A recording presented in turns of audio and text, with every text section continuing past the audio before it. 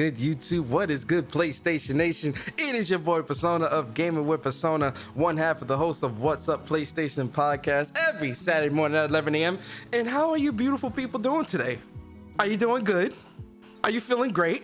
Do you have your coffee, your pancakes, eggs, bacon, sausage, your cereal, your oatmeal, your cream of wheat? Whatever you like to eat in the morning, I hope you got it, and I hope you're in a relax because it is going to be another great show. We are on episode 47 of What's Up PlayStation podcast, and man, oh man, we are closing in on that 1 year anniversary, and me and Bari in the planning stage is what we're going to do with that. But listen, man, we're so glad that you guys are here with us today. Where my PlayStation fans at? I'm a PlayStation fan too. Shout out to the PlayStation fans out there, man. PlayStation Nation. You know, this show wouldn't be what it is without the great supporters of the channel. But before we get into anything, I gotta introduce the other half of WUPS. The best lisp on YouTube. Bronx, Mr. Bronx himself. Right? He may come off all nice and charismatic. Trust me, I tell you. When you get him in his mood, he goes off. Because that's the Bronx. That's just how they are. I'm talking about my bro Bari. Yo, Bari, man, I say it every week, and I say it because I mean it. I always look forward to Saturday morning podcast because, you know, I get to chop it up, you know, talk some games with my boy Bari. Bari, man, say what's up to the people, man. Yo, what is good, YouTube? What's up, PlayStation Nation? What's good, guys, man? BX stand up. You know the vibes, you heard? Well, yeah, man, another Saturday morning here to bless the PlayStation Nation with all the great news that we had this week. We have a lot of news this week, man, and can't wait to talk about it, man. But we are here, my man Persona, myself, episode 47, 3 episodes away from 50, that good old 50. We ain't gonna say 50, Persona, we gonna say 50. 50. You know what I mean? 50, it's 50. You dig? Hey, yo, facts. Yeah, appreciate everybody coming through in the chat, man. It's always a pleasure seeing you guys in the chat, all the beautiful faces, all the comment people that's in here, man. And thank you for helping, you know, What's Up PlayStation podcast grow. You know what I mean? So we appreciate all the support and all the love that we receive. If you guys are liking the streams, or if you guys liking this stream so far, hit the like button, share the stream out. Let's get the PlayStation Nation in here. Let's go. You want to hear the super chats this week? Sure, man. We got a super chat from Brat Basement Radio Podcast. Ugh. Shout out to my man Brat, man. He said, yo, what's up, Bari? What's up, Persona? The fragrance is great. Hey, Persona, you smell that? It smells good. Yes, sir. Yes, sir. That PlayStation fragrance, man. You know the vibes, man. You just spray that on you every morning. Oh, yes. Before you get on Twitter. Facts. And you know, it's just, you have that nice aroma. You don't have to smell that stench all over the place. You just have that nice aroma when you scrolling through Twitter, man. That's a fact. And shout out to my man, Narik. With the $50. No comment. You know Nariko. You know the vibes out there. Yo, shout out to Nariko, man, with that 5-0, man. Really appreciate you, man. Yo, listen, man. Like I said, we got a really good show, a lot of good topics, and you don't even know. Mr. Gaming Politics might show up during the topics. You know, you never know. So, you know, definitely stick through to the end because we got a good topic, good discussion, and a lot of great news, right? So sit back, relax, and let's get into it.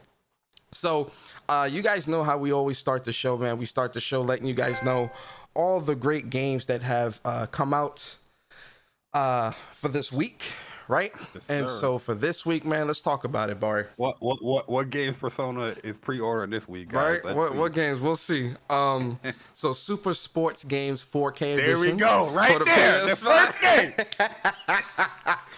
Actually, you know what's funny, man? I seen some gameplay. It does look kind of cool. I ain't gonna lie to you, bro. You see what I'm saying? It look interesting. It look interesting. Exactly, those cool little exactly games. What I'm saying, man. You know what I mean? Then we got Akiba's Trip, Hellbound, and Debriefed for the PS4. Bari, is this? Ooh, that's a like an expansion, I think. I was gonna say this isn't Akiba's Trip 3. I was gonna say this is like, you know, like a redone version or something like that. Then we got Brotherhood United for the PlayStation Vita. Oh, what? What? They told me the Vita was dead. They told me the Vita. They told me the Vita would never make a comeback. Okay. So I need you to check your calendar. Are we in 2021? According to my phone, it is July 24th, 2021, sir. I feel like we back in 2013 because there's a lot of Vita on this list. Cotton Robot for the PlayStation 4. Chris Tales for the PS5 and PS4. Great game. Let's go. 10 out of 10. Great. Oh, yes. 100%. We're going to talk about that in a bit. Fallen Knight for the PlayStation 4. Killer Dolls United for PS Vita again. Yo, what is going on? Are we in the Twilight Zone? I don't know what's going on, man, but the Vita is getting a lot of love, man, and I love it.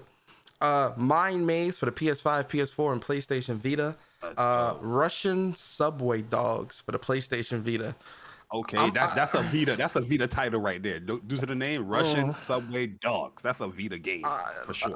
I need to find a charger for my Vita because I think the Vita is going to get some love this weekend, Bari. I'm going to be honest.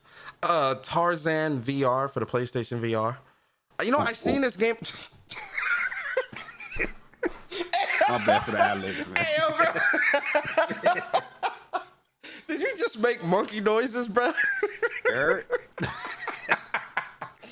I don't even know what I was going to say, bro. The Gem Collector for the PlayStation 4. Ultra Mission for PlayStation Vita. Witch Crafty for the PlayStation 4. Persona, so you know me, right? And I know you.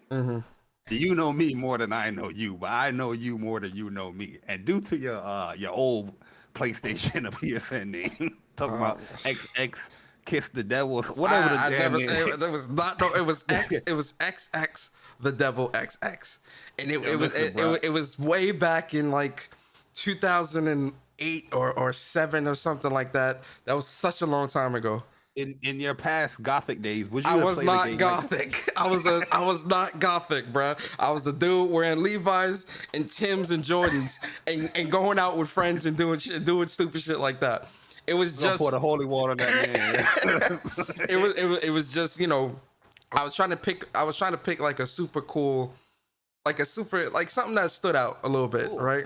Not cool, but like something that stood out, right? Something that just stood out, and because one of my favorite genres of movies is horror movies. So like, you know, I like, you know, The Exorcist and you know, like, you know, Freddy and Jason and like, you know, Halloween. Like, I love horror, so it just, you know, I was like, oh, okay, XX the Devil XX, you know, whatever. But that was my first. That was my first PSN name, man. Like, I only had it for like maybe a year and a half, and then I changed it. So right now you at level like 200. Nah, I'm probably at like level 100. I'm not even kidding. Like maybe like 75. Oh, so you're a neutral gamer. Gotcha. Yeah, pretty much. I'm in neutral gamer territory. Then we got Last Stop for the PlayStation 5, PS4. Then we got Urban Trial Tricky Deluxe Edition for the PS4. And then that's not familiar. I don't know. All right, go ahead. Isn't it like Trials? Remember the Trials, like that bike game where you got to get through? That's probably what it is. Yeah, it might be that. It might be that. I'm assuming. And then Blue Fire for the PS4, and then Orcs Must Die 3 for the PlayStation 4. Nice. Yo, we got some super chats here, man. Let's go and get it. Listen, hey, this ain't us. This is the super chat. So I don't want people coming in this podcast. I'm like, look, he mentioned the other platform. Okay.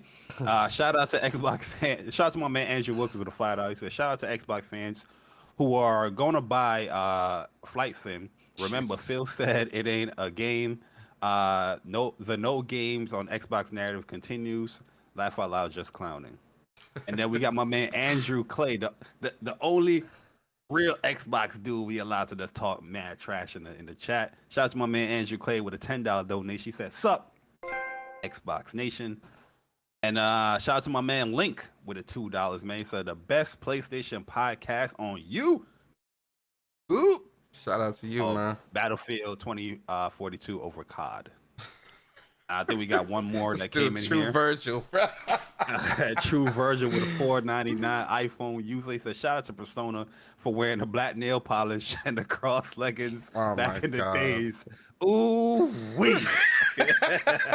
Hey yo, Don't forget the I chain wasn't on the wearing. belt, I man. was I was not wearing none of that. I wasn't wearing the dragon tees or none of that. Yo, you when I know was you had kid. a dragon I tee. didn't. Stop it. I'm dead serious. I did not. I didn't. I ain't never had a I dragon tee. never had either, none bro. of that shit. A lot of gamers back in the day had that dragon tee with they button it all the way. No, I did have Power Ranger tees and like Power Ranger shirts and shit like that. Dragon Ball Z shirts, but not back no like then- dragons and all. Nah, none of that. Back then, Power Ranger like t-shirts will get clowned. Oh, now yeah. you can Yeah. wear that and you be like, oh, this dude got the drip. You That's know what I old mean? school. But Yeah, back- that's old school. Wow, that's pretty dope. That's super hip, unique. Yeah. back then you was like, what Power Yeah, Ranger? back then you was getting clown. Even Dragon Ball Z was Now Dragon Ball Z acceptable. was cool. No, Yeah, it was Dragon Ball Z cool. It was cool. acceptable because it was like You considered just like couldn't go OD. You couldn't be wearing the Nah, Shenron t-shirts and the button ups. Nah, yeah, no. But if you had like, wear that. because like Vegeta has always been like my favorite Dragon Ball Z like always. So like I had like a couple of Vegeta tees, Goku tees, and stuff like that. I would wear them. I wouldn't really get clowned with stuff like that. But the Power Ranger tees, yeah, we kept those. Power Rangers We get kept clowned. those in the closet. That's a gym shirt. That's Yeah, a gym shirt. hey yo, that's the gym shirt, real quick, yo. We kept you those. right, yeah. We kept those in the closet. You feel me? What you mean, man? I'm hooping in this, man. Let's go. Yeah, they ain't a big deal. But all right, man, let's get into it. So now, we're gonna talk about the spotlight for this week. And for those who don't know, the spotlight is pretty much a game that myself and Bari we give you that we think you guys should check out. Right? It doesn't have to be a PlayStation exclusive. It can be any game. It can be old, new, something that hasn't released yet. It's a game that we think the community should, keep their eyes on and check out and stuff like that. Right? So Bari, man, start with you, man. What's your spotlight game for this week? My spotlight game for this week, man, I've been putting on Twitter. I feel like the game is super, super cool, man. It's something that I bought like a couple of weeks ago. Ender's Lily. Finally played it this week, and it's a really good game, man. It has that Salt and Sanctuary type vibe, or like a Souls vibe, but it's a Metroidvania type game. And it's using, I guess, like these souls or whatnot as for combat. You can use them kind of like a Mega Man kind of thing. Like you defeat an enemy, you can take their ability and use it in combat. And it's really cool, man. I'm enjoying it a lot. It got that Metroidvania vibe where I'm just like, okay, you know what I mean? I can play this for a long time. And I got to cheat. I got to do 2 games, man. It got to be Chris Tale, man. Chris Tale is an amazing game, amazing RPG game that has amazing battle mechanics. Like they use time. You can use time abilities within the battle system, and it's so. It work. You know what I mean? I was going to use a fancy word, but I just want to say something simple. It works, yo. You stuttered a Like, you little know bit. what I It's like Yeah, because I was gonna use like this fancy word, but I'm like, nah. Let me just speak from the heart real quick. It works because when you read it, like say you read a description of the game, it's like, damn, this shit might sound complicated. You know what I mean? But when you actually play it, it's just like it's just streamlined and it flows, man. The game is so good. It's a beautiful hand-drawn like 2D 3D type game, and like the story is so good so far because there's definitely a lot of depth within the story. The combat is amazing, the characters is amazing, like it's so much mystery in the background as well that's going on within the story. Yo, I'm telling you, this game is not going to disappoint you guys. Definitely go and play those 2 games, Ender's Lily and Chris Tales is my spotlight games for the week. Okay. So for me, man, my spotlight game for this week is a game that's coming out next week, and that is Tribes of Midgar, right? This game is funny too because we've seen, and I got it playing in the background. We've seen quite a bit of this game, right? And it caught my attention actually like right away, where I'm like, yo, this looks pretty dope. This is something that I could see myself playing. It's got like that Diablo S with the top down, a bunch of melee combat and things like that, but also the RPG elements because you're building up your camp, right? You can play up to 10 players. You also can play as different classes. So it has the standard class like the mage and the like a warrior or something like that, or say it again. No, they were saying there was something that popped up in the trailer you was playing. And so this look that combat look that hand-to-hand combat just looks really dope to me. And the fact that you could play with 10 players, I'm hoping that like it's random and it doesn't have to be something that you have to like get 10 people together to play. Like if it's just like straight up just queuing in, matchmaking and just going and fighting on bosses and things like that, that's pretty cool. But also the camp building and things like that with this game really has me intrigued. And again, the combat, the enemies, the boss fights, the type of different moves and the different classes in this game. You are going to be fighting like a lot of like the mystic giants within the because it's based off Norse mythology. So you are going to be fighting like a lot of like, those mystic giants from the Jotun, was it Jotunheim? My Norse mythology is a bit off, but the giants and things like, Jotunheim and things like that.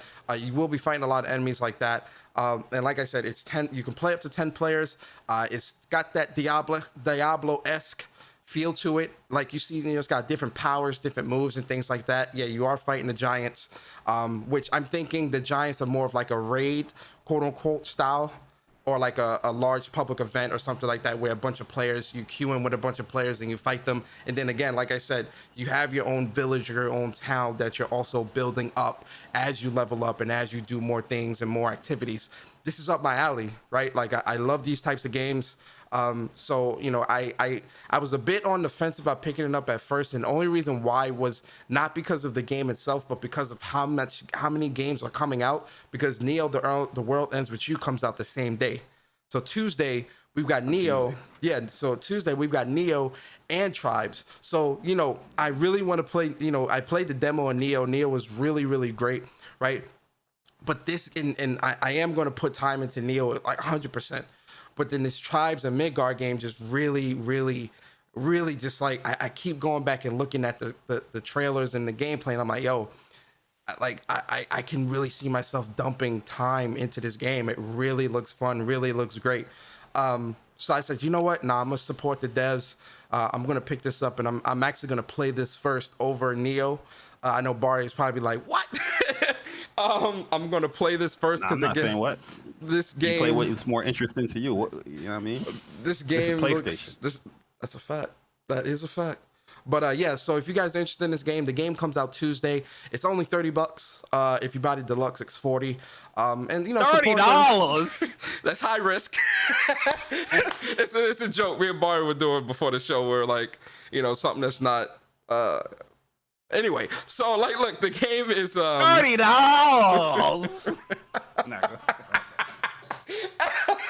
I forgot what movie that's from. So was it Baby Boy? I don't remember. No, it wasn't. I don't think it was Baby Boy. Remember he was selling the dress and he was like, yo, whatever price is like $30. Yo, it was. He was selling it out the back of the car, and the man was like, yo, man, what you mean, man? This is high quality. But yo, listen, Tribes and Midgard, check it out if you guys are interested. I will stream the game Tuesday as well. Right, Chris said cop it, he'll cop it. Yeah, definitely check it out if it's something you guys are interested in. Like I said, I will be streaming the game Tuesday. I will be giving my first impressions and things like that on my personal channel, in case you guys want to check it out, in case you're on the fence. So be on the lookout for that as well. But Tribes and Midgard, that is my spotlight game for this week. Yeah, that's my spotlight. All right, so man, let's move on. I wanted to talk about real quick, Bari, before we get into the news. Let's kind of delve into the Ender's Lilies and Chris Tales, right? Because you actually put me onto Ender's Lily, right? You posted up some screenshots. You was like, yo, man, check this game out. This game is dope. And I'm like, yo, what game is this? It looks pretty interesting. And it came out the 20th, and I'm like, how the hell did I miss this? And so I'm looking at the gameplay. I'm like, oh, I could definitely see myself playing this. So Ender's Lilies, for those that are wondering, it's a side scroller beat 'em up style action game, and you play as this character called Lily. She's a white priestess. She's lost her memory and things like that. And essentially, it's in a world that is been kind of taken over by the blight. It's this blight that has killed off the people, and made turned them into like these crazy monsters and enemies. And so throughout the game, and I'm only on like the 3rd or 4th level, but throughout the game, you get like these little notes where it tells you about the White Priestess, which is her, and it gives little snippets of, she gets little snippets of her memory back and things like that. And she herself is not fighting. She gets these spirits. So the first spirit that you get, I forgot his name, but he's like a melee, a grounded melee style spirit. Yeah, with chain ball. No. I'm talking about the one that wakes you up. Oh, okay. Yeah. Okay. That one, that spirit is, he's pretty, he's like a melee, more close combat. But then when you fight the first boss, she is a chain and ball, which is like she can do like AoE, but she also, I like that little air move she does as well, because it's really good at like keeping them at bay for the air enemies as well. And then the third one you get is like some random, like those little slug things where he shoots out and he explodes. Pause. Mm-hmm. So it's a pretty cool little side scroller beat 'em up game. It's $24. I really do like it. I enjoy it so far. It's definitely got like that soul-esque to it, where like, if you die, you start back at your last save point. So you can save for those that I don't like Returnal because there's no save point. You can save in this game, like it's like Dark Souls. So whenever you go to like one of the rest areas, when you save or do whatever, all the enemies do spawn back. The way you level up is by defeating the enemies. I don't think when you die though. Yeah, when you die, do you lose your level? Like the vial, does it shrink when you die and go back to the save, Bari? When you die, you automatically go back to the save point. I don't think it's like a soul punishing when you die. It's more just like a Metroidvania type thing. Yeah. But you know what I mean? You do have these save points in these different rooms that you go into, but for right now, for what I've seen, dying doesn't really have like a super consequence. Yeah. You know what I mean? But it does have some difficulty to it though. How far are you? I am close to the second boss. Like I'm gonna be fighting a lot of mini bosses, like exploring. That's just me, man. I got OCD when it comes to these games. Like I gotta explore and see what the hell's going on. Every nook and cranny. So yeah, exactly. You know what I mean? So far, what would you recommend it for the community? 100%. Yeah, right? absolutely. The one thing that's amazing in this game too is the music. The music is fire. Like it does have that Nier type vibe when it comes to the music. Yeah, I highly recommend it, man. If you guys enjoy like Metroidvania type games, if you guys join exploring and you can't unlock this area yet until you unlock this ability type stuff, yeah, go ahead and purchase it. Facts. I think it's only what, $24. $30. It's $24. $24. Yeah, it's $24. And then like I said, the game came out. The game came out a long time ago, but I haven't downloaded it or played it yet. And I was like, you know what? Let me start this joint up, because why I booted it up is because everybody was talking about like Death's Door. You know what I mean? I was like, yo, man, I remember buying this game. I remember I told you, I was like, yo, I bought this off of cause PlayStation, that was highlighting like indies. And I was like, oh, let me see what this game is about. So I bought the game. I didn't get to play it yet, but everybody was talking about like Death's Door. I was like, you know what? Oh yeah, let me play that indie game and let me see when we give my thoughts on it real quick. Yeah. And I was like, yo, I'm in love with this game. You know what I mean? Yeah. Like, this game kind of fire. Oh look. Yeah, you put me on. It's a pretty dope game. And Chris tells guys, it's an RPG. It's really good. It's real cutesy. I love it. I love Chris Bell. I love the crew. That's definitely a game I think you guys should support, man. So support those devs as well. With that. But yo, look, Bari, can we get into the news? Let's get into some news. How's about that? Absolutely. All right, man. Absolutely. So let's talk about this first bit of news, man, where see, these are the things that I love what PlayStation does. I just wish PlayStation would do this a bit more with some of their games, right? But so Fall Guys, man, Fall Guys is a really cool, it's a free to play, or is it? Actually, I might be wrong about that. I think it might have been free for PS Plus members. But anyway, yeah, it was a plus joint. Plus joint, right? Yeah. So Fall Guys, man, they are adding 2 new costumes to the game, which are Ratchet and Clank inspired. And I gotta tell you guys, seeing this, I am 1,000,000% jumping back into Fall Guys to get these costumes. So essentially, what's going to be happening is there's going to be a limited event that's going to be happening where you will have these, you can get these costumes, but there's also going to be special challenges. So for Ratchet, the challenges are going to be from the 26th to the 1st, or yeah, my time might be off on that, but it's a very, very limited time where you have a limited time to complete. So like you see here, Ratchet's challenges. So you have a limited time to complete these challenges, and the more challenges that you complete for Ratchet, in terms of what's required, you'll have enough to get the costume, but you have to get it within a certain amount of time. And then once you complete Ratchet's challenges for like another week, so I think it's from the 30th to the 6th, and I'll get my timing right. Here we go. Here's the time right here. So July 26th to August 1st is when Ratchet's in-game event is going to be happening. And then for Clank's event, it's going to be from the 6th to the 15th. So those are the time frames that you have in order to get these costumes and do the special challenges and stuff like that. But with Fall Guys in Season 5, because Season 5 is also out right now as well, there's going to be a lot of other challenges and things like that outside of just the Ratchet and Clank, but a lot of challenges outside of the within Fall Guys that's really going to keep people engaged, where you can get a lot of cool costumes and things like that. But sticking in the realm of Ratchet and Clank and Fall Guys, Bari, what's your thoughts on this? How you feeling? Are you going to get back into it? I never played Fall Guys. I never boot this joint up. Nah, What? bro. Oh no. But it's a fun game to like watch when people stream it. I always like tune into like people streaming it, but never really played it. But it's cool little crossover. Ratchet and Clank to get some other shine outside of the game itself. This can probably garner people to purchase the actual Ratchet and Clank game, maybe. But nah, it looks good, man. The costumes look dope. I feel like they did some quality work with the costumes, and yeah, they look really cool, man. I'm not gonna lie. I'm gonna jump back in, and I'm gonna. Well, are you gonna? Seeing this, are you gonna jump on and try to get through the challenges? No.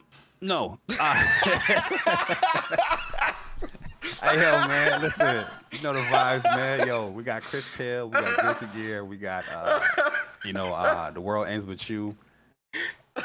Listen, respect my time. You know what I mean? As my man Bruno said, I ain't got it, man. I ain't got no time to play no Fall Guys right now. But like I said, people streaming it on YouTube. Yeah.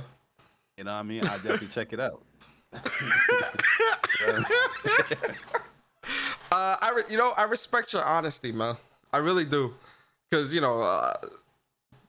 some people would have fronted and said, "Yeah, I'm gonna get on it. I'll play it." So I respect your honesty. Nah, if I ain't gonna play, I ain't gonna play it. Yeah, because I respect I'm definitely like there's mad games I'm excited about that's coming out. So I'm sorry. Yeah, I like Ratchet and Clank, but you know what I mean.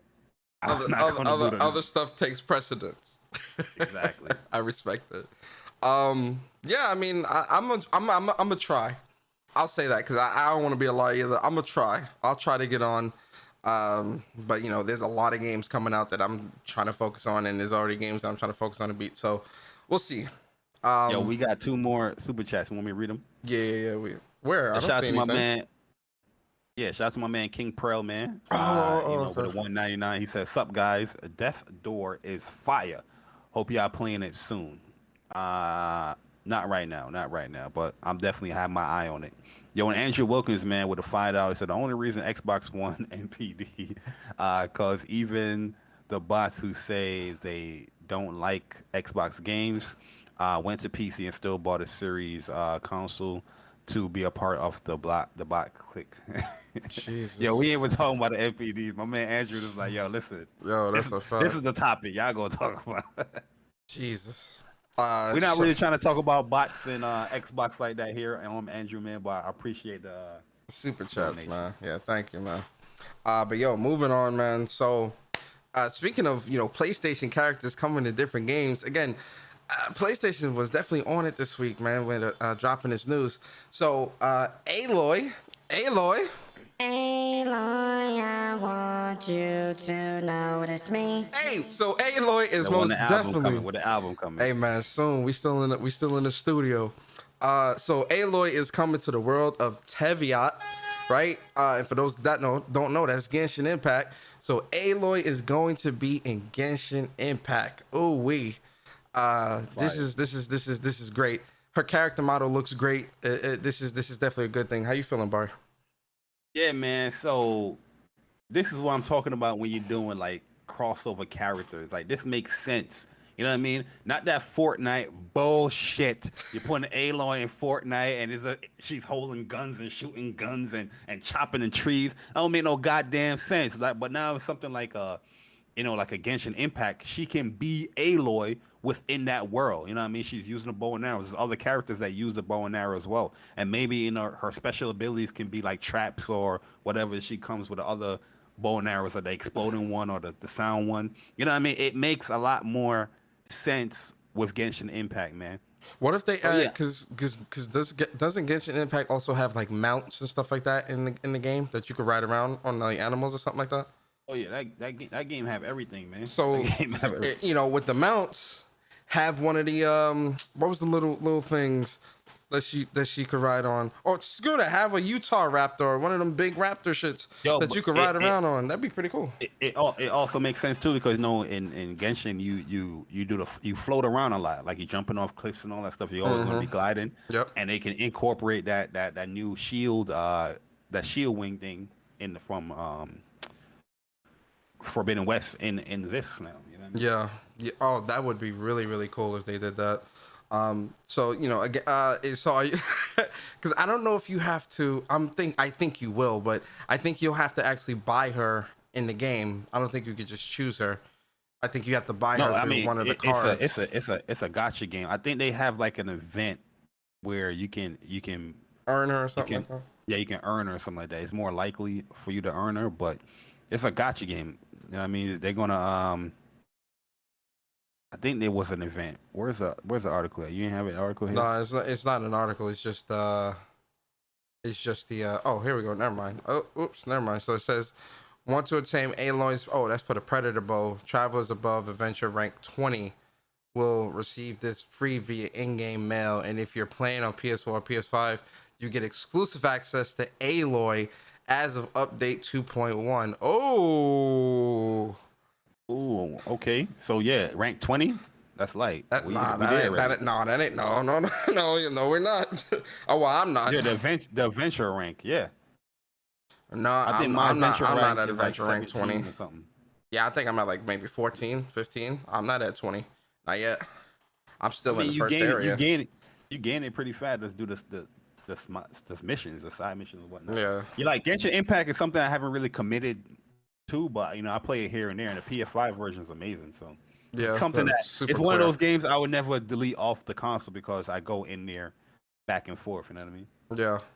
Yeah, it's a cool game, man, and especially on PlayStation 5. Like, because the problem with the PS4 version was like there was a lot of stutter in that open world.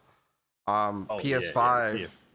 Oh my God, it's buttery smooth. It's smooth. And that joint load dumb fast, bro. Yep. Like instant. As soon as you open the door at the start screen, you pretty much in the game and you could just like go. It's pretty cool. And the fast travel. Yeah. PS4 fast travel, you was like, yo, all right, let me fast travel. It took like probably 30 seconds. This joint is boop. Yep, you're right. So yeah, guys, that's it. Aloy, she's gonna be in the game for update 2.1. You'll be able to play as her and access to her exclusively. Oh, Cyber Dragon said it's Strider when you talking about the mount. Strider, thank you, Cyber Dragon. Appreciate that. That's exactly who I was talking about. All right, so it's on to some movie news, Bari. Let's talk about some movie news real quick, man. Or not even movie news. What you call it? Show news. So, is this a gaming podcast? It is. So Anna Troff, she beautiful too, by the way. Anna Troff, she played in Fringe, but Anna Troff was also the behavioral science person in Mindhunters on the Netflix show. She was in that as well. She was really great in that. Mindhunters is a great show too. You guys, if you're into like murder mysteries and stuff like that, definitely check that stuff. It's great. Yeah, anyway, and she fine as hell in it too. But Anna Troff, she is going to be Tess Tess in The Last of Us HBO series, man. What's your thoughts on that, Bari? How you feel? Are those gunshots? What those? Oh, you clapping? I'm like, yo, what the hell is going? You good over there, boy? Man. Yeah, I thought those this were is gunshots. this. Yo, they did 2 casts that I'm like, okay, I can see these characters portraying these video game characters. You know what I mean? There's some type of similarity there. Yeah. Everybody else is garbage. I do like Pedro Pascal, Bella Ram. I think she's a cool actor as well. But yo, they don't embody those characters that they're portraying. You know what I mean? With this girl Anna, she can, I can see her looking like Tess. Marlene, she's That was the actual voice actor. Yeah, I was gonna say she was the actual person that did it. I can see her playing as Marlene. You know what I mean? It makes sense, but. Yeah. So yeah, I'm happy because I was questioning like who's gonna play Tess. It's probably gonna be some off, you know, characters like Whoopi Goldberg is just Tess. You know what I mean? But they actually playing somebody that looks familiar too. So I'm happy about it. Yeah, I don't know what's going on with these casting, dog. This casting is garbage. Hey yo, I'm gonna keep it a stack with you. If they were to cast Whoopi Goldberg as Tess, I'm gonna have to say something. Like, all right, listen, guys, you gotta stop. Like, what? Whoopi Goldberg. And then you gonna hear the people. What are you saying? Tess can't be black and trans. Like, you know what I mean? Like, nah, man. These characters have an origin. You know what I mean? We already know how they look. Like, stop it, yo. It's annoying, man. My bad. He said Whoopi Goldberg. This man said Whoopi Goldberg is Yo, Tess. bruh. Yo, look. Yo, Bella Ramsey's cool, right? She's a cool actor. But, yo, Ellie, though? Come on, bruh. That's a bad casting. Nah, that is. From the beginning, I always was like, why would you pick? And I think the reason why they did that personally is because, you know, in Game of Thrones, she was like this super like bossy, you know, rah type of chick, you know, type of kid in the show. And they, you know, that's kind of how Ellie is to a degree when she first meets Joel. So that's probably why they wanted to have somebody that exhumed that pretty well, which she did do in Game of Thrones. But when it comes to just the character of Ellie, again, guys, I don't mean to be like, she just doesn't, for me personally, she just doesn't embody that. Like, I don't know, like it's not believable to me, unfortunately. They could have gone with somebody else. They could have gone with somebody else. Real talk. But yo, Anna, you got Joel and Ellie looking crazy in the show. That's what people is coming here. Yeah, Tommy is a cool character as well, but he's a side actor. You know what I mean? He's going to be a side character. But yo, like, bro, you know who they should have cast as Joel? The dude from The Quiet Place. That'd have been a good one. What's his name? Carl Urban, I think would have been cool as well. Yo, Quiet Place. You talking about Rob Growski or something like that? I know you're talking about. Yeah, he would have been great. Been Joel. Yeah, he would have been great. My bad, man. But yeah, I'm happy about no cap. He could have been Joel, and his daughter, the one that was deaf, playing deaf, she would have been a good Ellie. No cap. She would have had to slim up a little bit though. Bari, what? Yo, Ellie is super skinny, bro. I get it. Yeah, I got a feel. Hey, yo, man, listen. Hey, yo, Bari, what you on today, bro? What the fuck? Yo, that's how casting goes, yo, man. You know what I mean? Like, what you want me to say? It's the way you said it, bro. Man.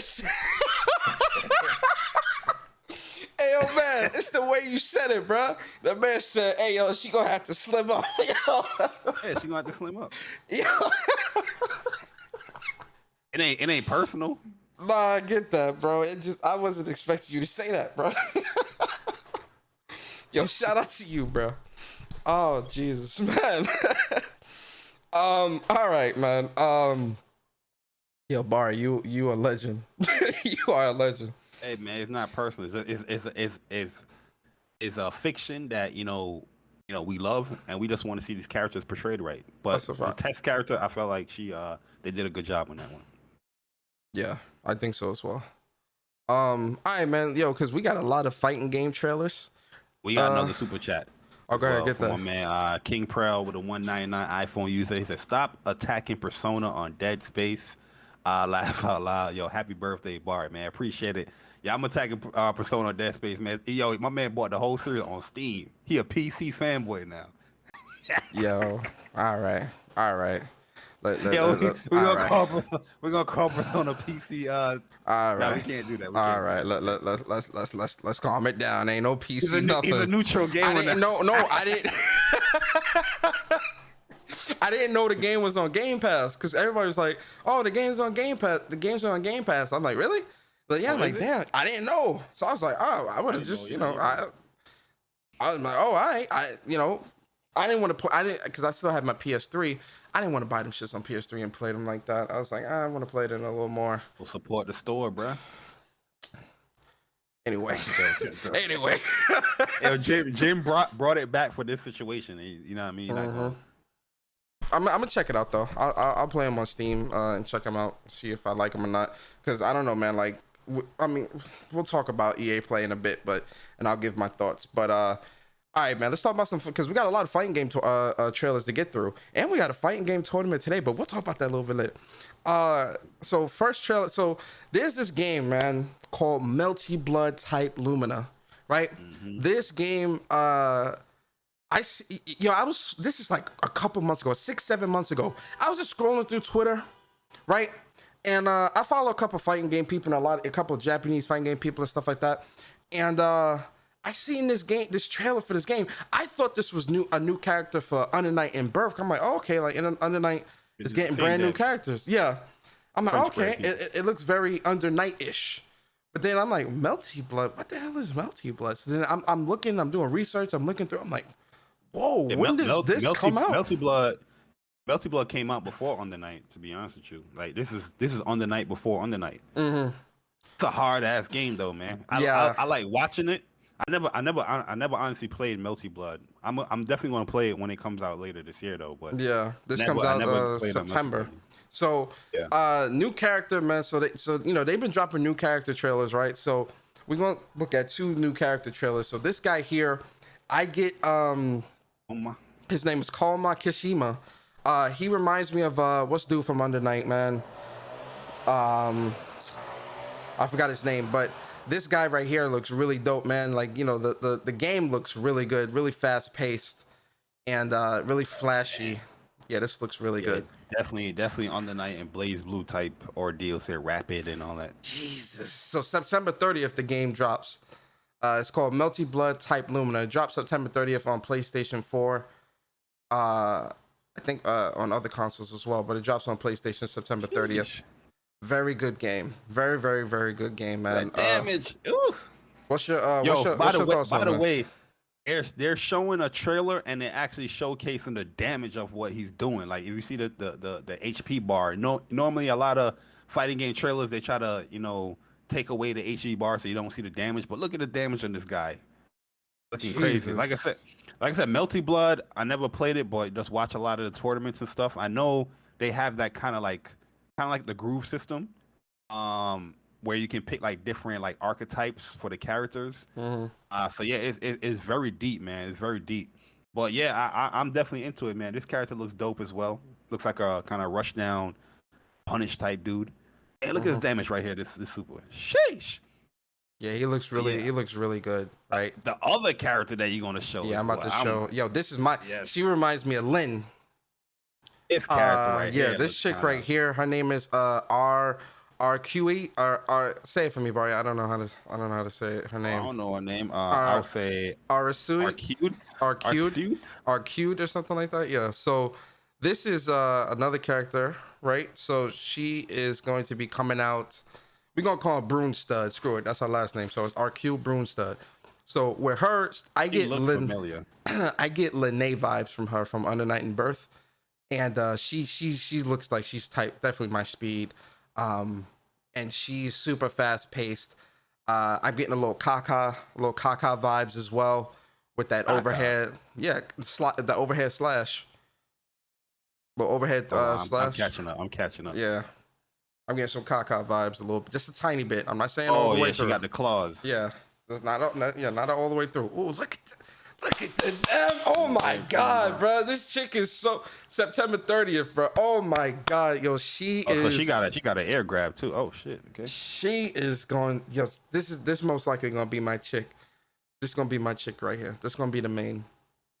She gonna be the main. Yeah, she look fire. Like I said, they showing the damage though, which is dope. Yeah, she look fire. Very fast. Yo, Chuck said hooked up phonics work for me. Yo, we don't know how to pronounce the chick name. I don't know how to pronounce her name, man. Arc. Yo, facts. Arc. That's what we're gonna call her. Arc. Matter of fact, let me put the word in Google Translate. See what they say. Oh, that's an overhead. Okay. Let's see what Google Translate another says. Overhead. Oh, she got a little mix. See what's a low. Oh, she going for a lot of overheads. Let's see what Google Translate says. So English is RARCUEID. Oh, Google gonna pronounce it? Let's see. Arcued. What? Yo, what? Oh no, let's do English. Arcued. Arcued. I was right. Arcued. Arcued. Yeah. Arcued. Arcued. Arcued. Arcued. Yeah, right? you gotta do it Japanese. Arcued. What I was gonna say, I'm about to switch to Japanese language and see what they say. So Japanese. So Japanese, how do they pronounce it? Arcued. Okay, so yeah, it's Arcued. Arcued. So I was right. We go Arcued. Yeah, we're gonna go Arcued. I was right there. Arcued. So that is her name. That's a very unique name. So yeah, Arcued. One thing I like about the characters too is that they have a very simple design. It's not like over the top buckles, which I don't mind that as well. But this game is just going for like a clean approach. You know what I mean? It's not going for like the over the top. Yeah, Over the top is within like the combos and the structure of the game, like the mechanics and stuff. But we got Timbo in here. Yo, Timbo, what's good? Shout out to Timbo on the track. Shout out to Timbo. Yo, I appreciate everybody with a birthday. Shout outs. Today is not actually my birthday. The 28th is my birthday, but Jesus. I'm doing a birthday tournament because I won't be here next week, like next weekend. You know what I mean? So that's why I'm doing a tournament this week. Facts. I appreciate it. Birthday. Yo, shout out to Timbo, man. All right, let's hit these super chats real quick. Yo, shout out to Games. Oh, go ahead. We got two. I'm making sure we're not missing that. Yeah, it's two. It's Games and Damien. All right, shout out to Games for Eternity with the $4.99. Shout out to the iPhone users in the chat, man. Facts. Happy birthday, Bari. You get the amount of shin kicks that correlate with your age. Jeez, my leg gonna be broken. I was gonna say that man leg coming off. That shit's done. Yes, sir. Yes, sir. Yo, shout out to my man Damien with a $5 Android user. He said, "Your Persona on that not PlayStation, that PC Master Race stuff now, huh? I see how it is. He's just gonna leave the PlayStation Nation like that. In the words of Kanye, I'm so appalled, spalled, and bald." Nah, man, I'm PlayStation Nation always and forever. But the games, they were there. I was like, all right, because I checked. It's funny. I'm not even kidding. I checked PS Now first, and PS Now only has Dead Space 3. So I was like, all right, and everyone keeps telling me Dead Space 3 is the worst one and it's ass and, don't play that. So I was like, all right, PS Now didn't have it. So then I checked Steam and I was like, Steam had the whole thing for, $20 or $17. So I was like, all right. $20? $20. So I was like, all right, we'll snatch it up real quick. Cool. Yeah, French Bread is a developer, yeah. I like French bread. I was talking about the actual bread. All right, but yo, let's move on, man. So Bari, powder sugar on that. You know what they say? PlayStation should give these upgrades for free. It's just a resolution and frame bump. So 2 games, right? First game is Sniper Elite 4. So Sniper Elite 4 is getting a free PS5 upgrade, and the features will be 4K and 60 FPS and faster loading times. There's no mention of haptic feedback or adaptive triggers, though. Is this a PS5 upgrade, or is like a backwards compatibility support on the PS5? No, it's an actual upgrade. Nah, they need to come better than that. I need the DualSense, because that would be dope if the DualSense was being supported with Sniper Elite. I like the Sniper Elite games. Like, you know what I mean? I like to slow down and taking my time and picking off people. I think that stuff is cool. But that would be dope if like they can fully embrace the DualSense, you know, with it. Yeah. Yeah, Oh, no, they that would be privated cool. the video. Yeah, I don't know why. I They say, can't "Oh, see we it. ain't got a DualSense feature yet, so we gonna private the video." we don't want the PlayStation Station to rain down on us, right? And then the other game that's also getting this is an update. Now, I don't think this is an actual PS5 like a PS5 version. I think this isn't just an upgrade, like an update. So Shadow of the Tomb Raider it's got update 2.01, which adds 4K support to 60 frames per second mode on the PlayStation 5. Oh, you don't say. For free. For free. Yeah, not even a free joint. It's saying that it's playing the game through backwards compatibility on the PlayStation 5, but now it's adding support for 4K, high resolution, high frame rate. But, you know, other people will put games on PlayStation 4 and not really go into detail or support fully the PlayStation 5 when it comes to the backwards compatibility. They want to run the same version as the PlayStation 4 game. But, you know, we're not going to get into that. But it just showcases that developers can fine-tune the PlayStation 4 version so it can run much, much better for the PlayStation 5, like we're seeing with Shadow of the Tomb Raider. That's all I wanted to say. Yep. So, you actually might be right with this, with the Sniper Elite. This might actually just be an update as well, and not necessarily an actual PS5 version. Because I don't know, for some reason I just can't see a PS5 version, especially for a game like Sniper Elite 4. I can't see them doing a PS5 version and not having the adaptive triggers, because that would be a great game to have the adaptive triggers on. You get what I'm saying? So, yeah, that would be really great.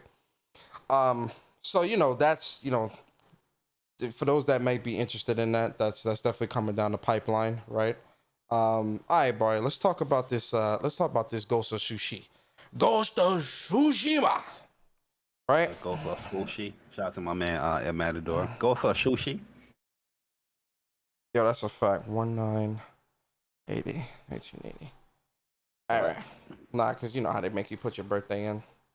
Right. All right. So we got a new trailer, right? And some more information about the story of Ghost of Tsushima, right? So essentially, Iki Island, we're going to be seeing some of the returning characters come back, right? And there are also going to be new characters that are going to be a part of Jin Sakai's journey on Iki Island. And so from what is being explained in the article, with Iki Island, it's a lawless land where the samurais have not had control over the Iki Island for decades. So with it's a lot of enemies, it's bandits, it's the Mongols and all that great stuff. And so with the arrival of Jin, he ain't getting no respect, So I definitely think, we're going to be seeing a lot of people like, a samurai? What is a samurai doing here? No, you do not belong. I think we're going to be seeing a lot of that stuff, right? But let's talk about the new character real quick. So the new antagonist, or the boss or whatever of pretty much the person you're going to be facing is a shaman, right? So her name is, let me get her name right, man. What is her name? So she is a mysterious Mongol. She's a part of a mysterious Mongol tribe who has a foothold on Iki Island, and they are led by a revered shaman called Ankshar Khatun, known to her followers as the Eagle. As both a Khatun and a shaman, she is not only a conqueror of nations, but a shepherd of souls. And the danger she presents to Jin and his people is unlike nothing he has ever faced. I'm not gonna lie to you, Bari, man. Reading and seeing this just it's like I'm getting this game for the first time all over again, and I cannot wait. What's your thoughts, man? Like Sucker Punch have a very good track record when it comes to like adding DLC or expansion. They've been pretty good with that stuff. So yeah, like when I saw the trailer, like when they announced the director's cut, I was like, oh, you know what I mean? It's obviously going to be some upgrades, PS5 and all that stuff. We saw a little preview of Iki Island as he's walking, but then now we're actually seeing it within the trailer, some cutscenes, some gameplay. It's like, yo, you definitely see the improvements in the game. The story is going to be phenomenal, as well as Jin is probably, he's now this is after chapter 2, or you get up to chapter 2 in the story of Ghost of Tsushima. So he's not quite fully the ghost yet. So he's probably still struggling between that, being a samurai and being the ghost. So we're probably going to see some kind of, I feel like we're going to see a lot of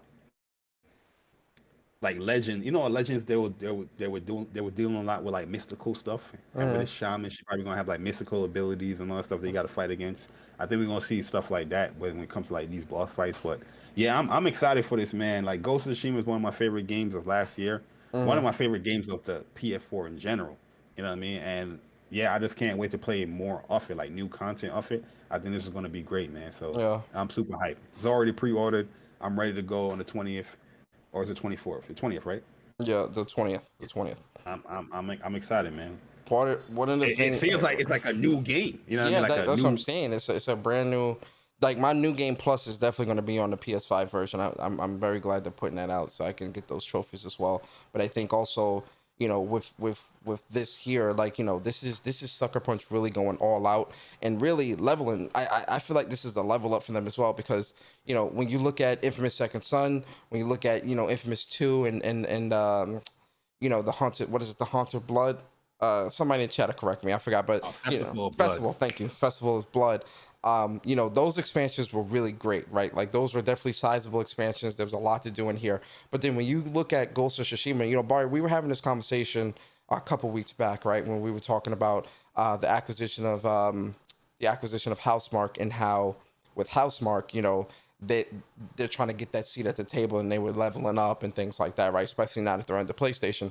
I would like to say that even with Sucker Punch, this is a level up for them. Not saying that they were like at that indie or wasn't making great games.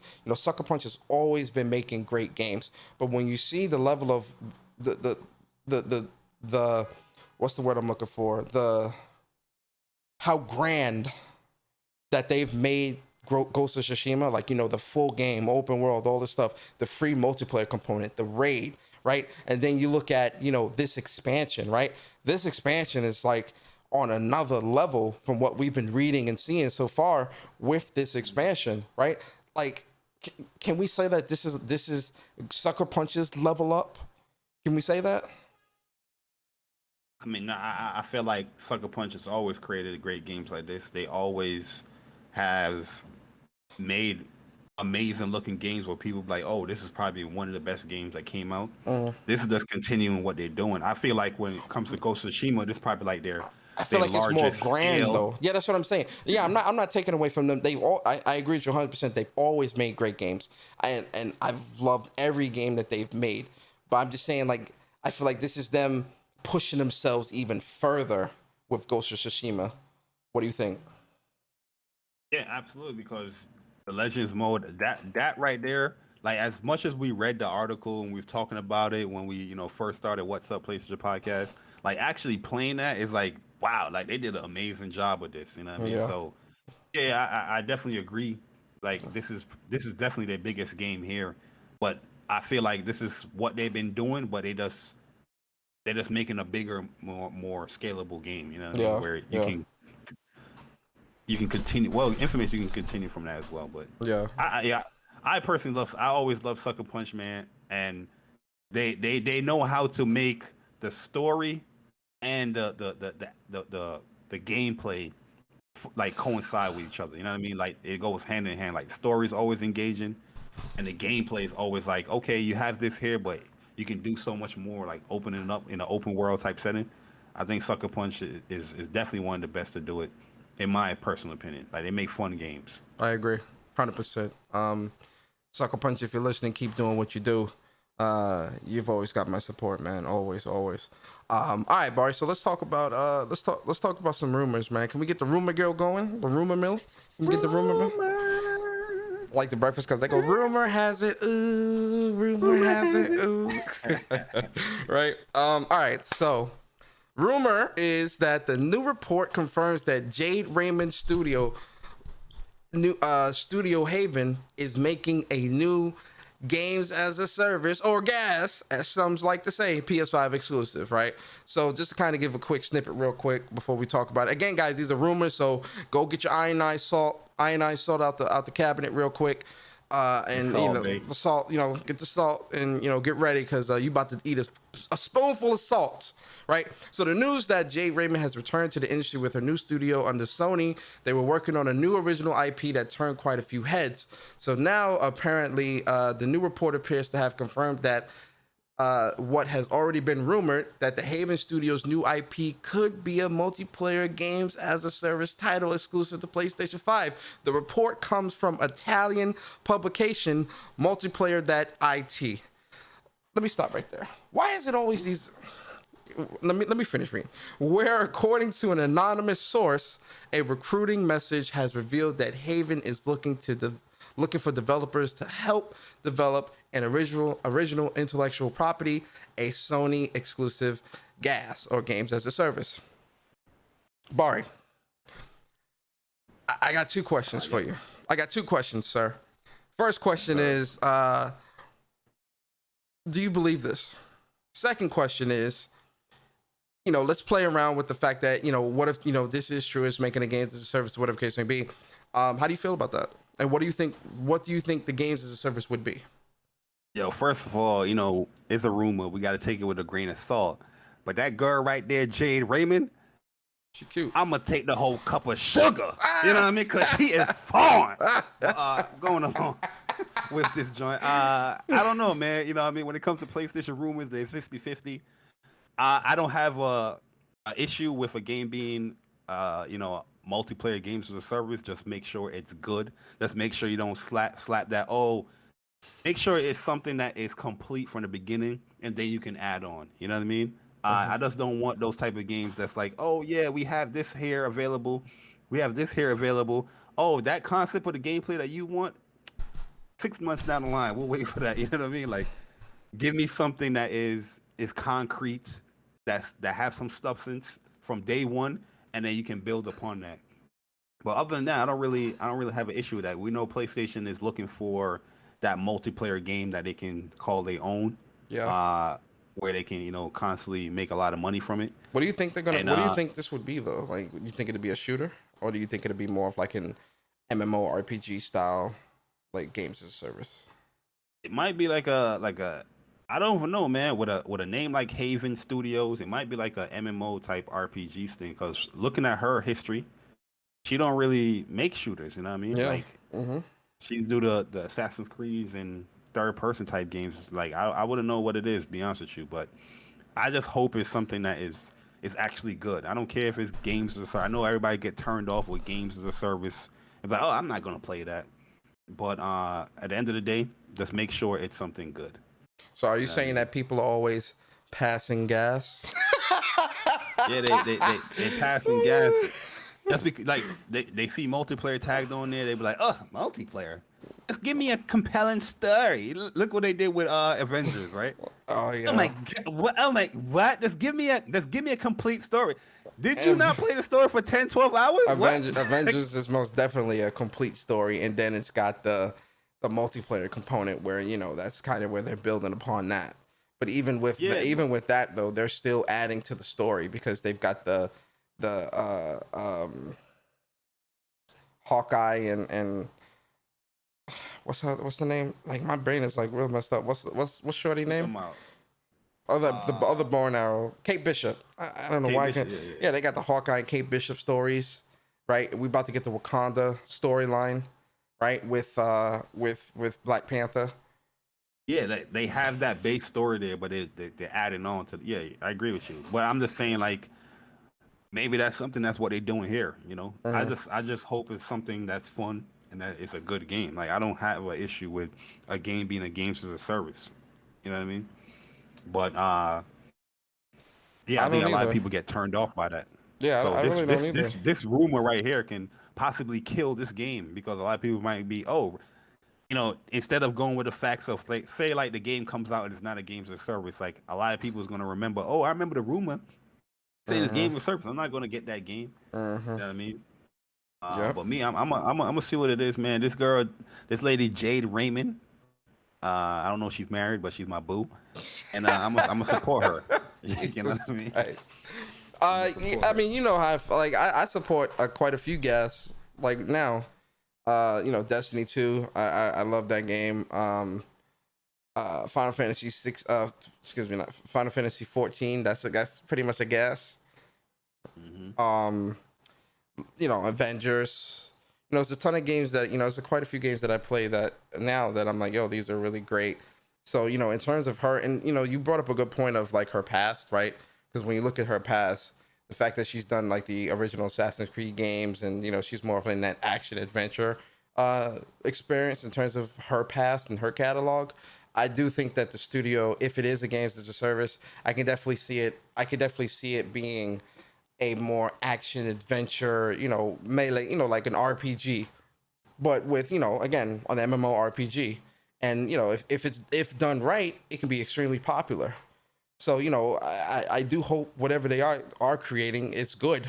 Like at the end of the day, I want this shit to be good, GaaS or not. Like I just want it to be good for multiple reasons. One, because if it's good, I want to be able to play it, enjoy it, and sink time into it. Two, I don't want PlayStation to be putting money behind things that end up making them look bad. You get what I'm saying?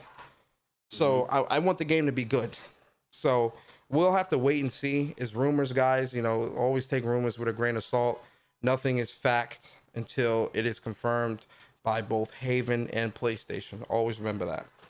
But on to another fighting game trailer. King of Fighters, man.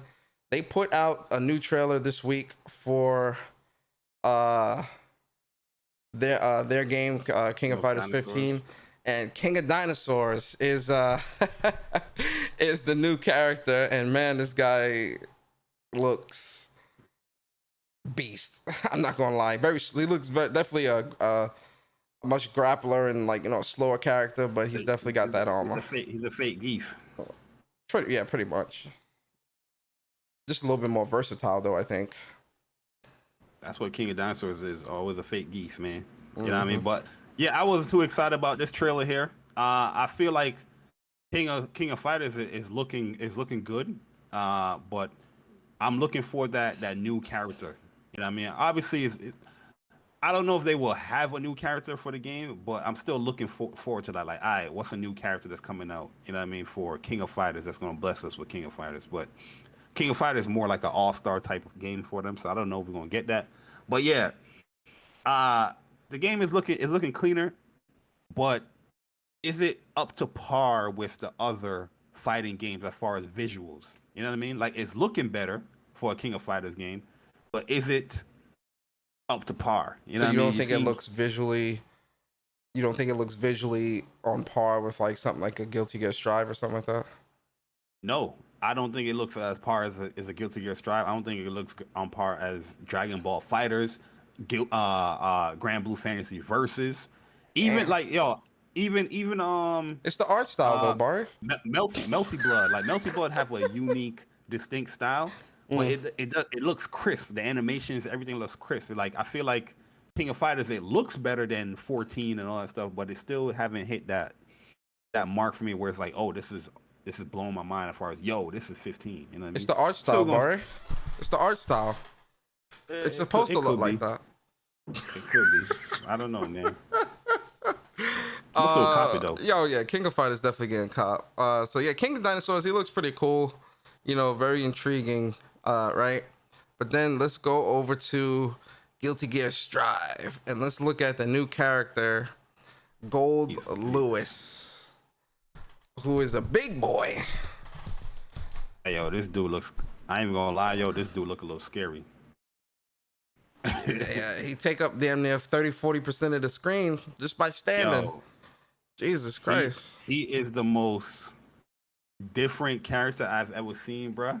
But the thing is like with this character, his behemoth typhoons, they're like they're half circle inputs, right? So they're half circle motions that go around the whole of the D-pad, notations or whatnot. So you can do from like 8, 7, 4, 1, 1, 2, and it's just like and the thing is with that move, if you're guarding it, it guard breaks you. So he's plus as hell. Look at that, guard break, guard break. Every single one of them, guard break, guard break. And he gets mixed from that. So you can start high and then you can go low.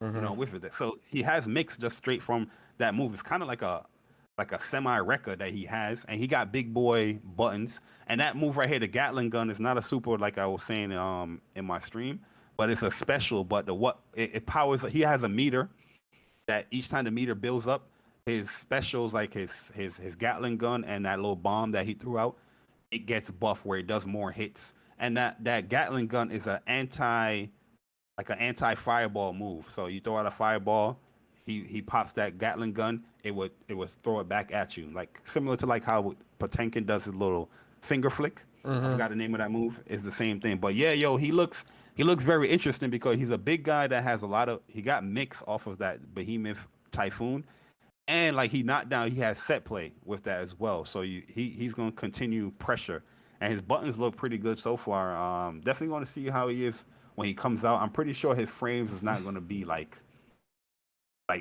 amazing. You know what I mean? I think people's going to be like, oh, he's got bad frames, because there's no way he can have super, super good frames with having a special move like this. Guard break. Well, not only that, but I think, one of the things that's pretty interesting and unique about him is the fact that he also, the way his security threat level works when it comes to some of his other abilities outside of the Behemoth. So, the higher that the threat level is with this character, the more hit stun you get with some of his abilities. So like his projectile, if the threat level meter is super high, when he does that little helicopter projectile, it'll do more hit and more hit stun if they're blocking, which allows you to get in even more and lock them down.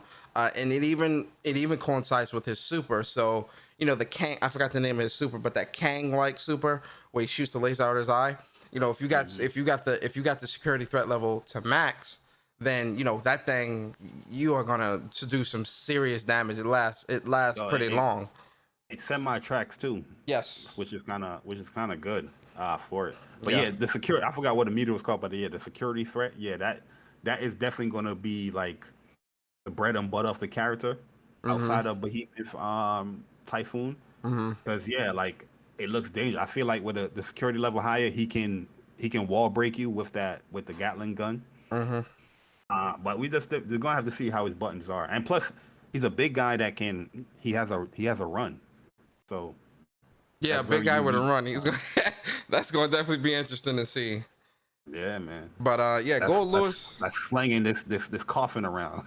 Facts. Crazy. With all these quarter circle inputs for the coffin. I'm gonna have to say this for Guilty Gear right now, yo. Guilty Gear, I feel like the damage definitely has to get toned down. You know what I mean? And I'm saying that because I'm a Melia player as well. But if you're not gonna tone down the damage, then I need Melia to have like a damage buff. I need other characters to have like a little damage buff, like a Sato as well. Like I'm like so this week, I'm trying out other characters and stuff like that just to prepare myself for the tournament. And I'm just like, yo, these characters is doing like 50-60% of 4 hits and they're special, bruh. Yeah. And a counter hit can even do more. Yeah. And I'm just like, yo, what the fuck is going on out here, bro? Yo, I get it. Shout out to Dre real quick. Shout out to Dre, man. So the super for Gold Lewis is called Burn It Down. That's called the name of the Dre, super. we don't care what it's called, man. It's called Laser. Yo, shout out to Dre. Dre gonna main this dude. That's why he knows the names of the specials. Oh yeah, he definitely maining. I could definitely see, but especially with yo, his bro, Potemkin. like his characters, like May is one, Soul is another one, Giovanna is another one that can get. Not saying that they're super super easy or whatnot, but they can get damage off of like the simplest of things, and don't let it be a counter hit. You know what I mean? So I feel like there's definitely like a damage balancing that they have to do within this game. You know what I mean? In my opinion, because I'm seeing videos out here where you could be winning a round and Soul would legit win the game off of a counter hit, bruh. Off of just one little counter hit. Soul is you have 100 health. Soul is taking all that away. Yeah. And that's they but want Soul newer players to come in there. Soul is I was gonna say Soul is like the darling child of GG. So Oh You yeah, know? yeah, that's for sure. But it's still kind of crazy because yeah, you're upping the damage because you want newer players to feel more satisfying. But this is the thing I have with developers. Yeah, you're putting this stuff in the game For the for newer noobs, players, but the the, the the, the pros are veterans is the ones that's yeah, like, you know what I mean? really Like you're benefiting from yeah, the. you're thinking about the 2-3 hits, while these pro players and these dudes that you're fighting online is doing this. They're optimizing these joints. You know what I mean? It's not Yeah, 2 or 3 hits, and they killing these characters like super quick. almost You know what I mean? almost doing TODs, bruh. You're working hella hard just to open somebody up or mix somebody up, and this you do one mistake counter hit and you lost 60-70% of your health. Yeah, It's just like, yo, I'm I get waiting the for the day that damage. we see a TOD and GG. I haven't seen it yet, Oh but no, I'm sure it happens. I've seen it. I've seen it. I've with Soul Bad Guy. I definitely seen it. Oh, for Jeez. sure. I've seen it. Yeah, I mean, GG is definitely a great game. Very excited for the tournament happening later on today at 3:30 or 3. Is it 3 or 3:30? Yeah, it's at 3. 3. I'm gonna start the stream like at 2. I'm gonna get something to eat after this. But just to have like exhibition matches or whatnot and set everything up, make sure everything is running properly. Yeah, yeah, And yeah. then right when 3 o'clock hits, that's when I'm going straight into it. it's gonna start into. Got you, got you. So yeah, don't miss out on that, guys. We'll definitely link that stuff once we get to the end of the stream. But Bari, man, let's move on, man. Yo, can I ask a question, bro? Yo, so a lot of stuff got announced this week. It felt like a mini E3 esque type of week. A lot of things was getting revealed and announced. But bro, so we're gonna talk about this Tom Clancy's X Defiant, right? But bro, why the like and you see the like and dislike bar? Yo, that dislike is crazy. 22K and only 12K Damn. likes. They body that joint like that? Yeah, bro. I don't know why, bro. But yo, let's talk about this X Defiant, man. Right? So, I think it was what was it, Tuesday? Let me make sure I get my dates right. Was it It was Tuesday? Yeah, July. I No, it think was Monday. Tuesday. It was Monday, July 19th. Yeah, Monday. So Monday, Ubisoft they did a little reveal of a new game that's being worked on, and so the game is called X Defiant, right? And so X Defiant is a first-person shooter that is a free-to-play, and it's being made by some shooter veterans within the industry, Mark Rubin and Jason Schroeder. So it's called Tom Clancy's X Defiant. It's free to play. You can play as 4 different classes. One is a healing class. One is a shield, like a tanky shield class. The other one does I forget what the other one, but like a DPS, yeah, like a DPS style class and whatnot. Yeah, like a Reaper style. So Bari, man, we see, like I said, they showed us a little bit of gameplay. There is a beta that is coming out for this game as well. If you guys want to sign up for that beta, you can go to Ubisoft's website and you can sign up for this beta. But Bari, man, what's your thoughts on this, man? Like we talked about this a bit on my show earlier in the week. But give me your thoughts on this, man. The overall impressions of the game, I think it looks cool. It looks very reminiscent of Call of Duty, which is not a bad thing in my opinion. So yeah, like it's gonna be class based. I mean, we'll definitely see with that. Like, there's certain questions I have with that. Like, I don't mind class based stuff, but sometimes some of these classes just are not balanced. And one big concern I have is just the sniping in this game with the shield. That might be something that might be a little bit unbalanced. But overall, the first impressions I'm getting, we haven't really seen like true gameplay yet, as far as like a match or anything. I'm okay with it. It seems pretty cool. I don't see a real issue with it. They definitely got to see more. But I don't know how you get 20 something, K dislikes from it. Maybe because they saying it's free to play and it's built like a games as a service type thing. Well, because we know how Is why Ubisoft people- can get with this stuff, with stuff like this. It can get real. Nah, they've been supporting their games as a service. Like No, look but at, I'm saying, with microtransactions and just like, kind of. I mean, what you expect? They're not. It's a free to play game. I get that. I'm just saying, like, I'm saying that's why we see a lot of people disliking it, because it's, the microtransactions and all that stuff. A lot of people still don't like that stuff. And Yeah, I will be on board. Like, I feel like whoever's disliking because a free to play game has microtransactions, you're a dumb ass. You know what I mean? Like, yo, what do you think they're gonna do? It's a free to play game. It costs you nothing to get into it. Obviously, they gotta monetize the game somehow, where they're gonna charge you with skins or whatnot. So, like, yeah, that excuse that, yeah, if it's like crazy, then I'm with you 100%. But yo, if people are disliking this game because a free to play game has microtransactions, that's asinine. It's supposed to have it. You know what I mean? Yeah, Like, what the yeah. hell? I'm only assuming. I don't know if that's the reason why. I agree. I agree. That's the reason why. You know, like I said, it's free to play. The microtransaction, of course, and it's and it's Ubisoft because it's Ubisoft. You know, a lot of people just like a game Ubisoft. service. Yeah, yeah.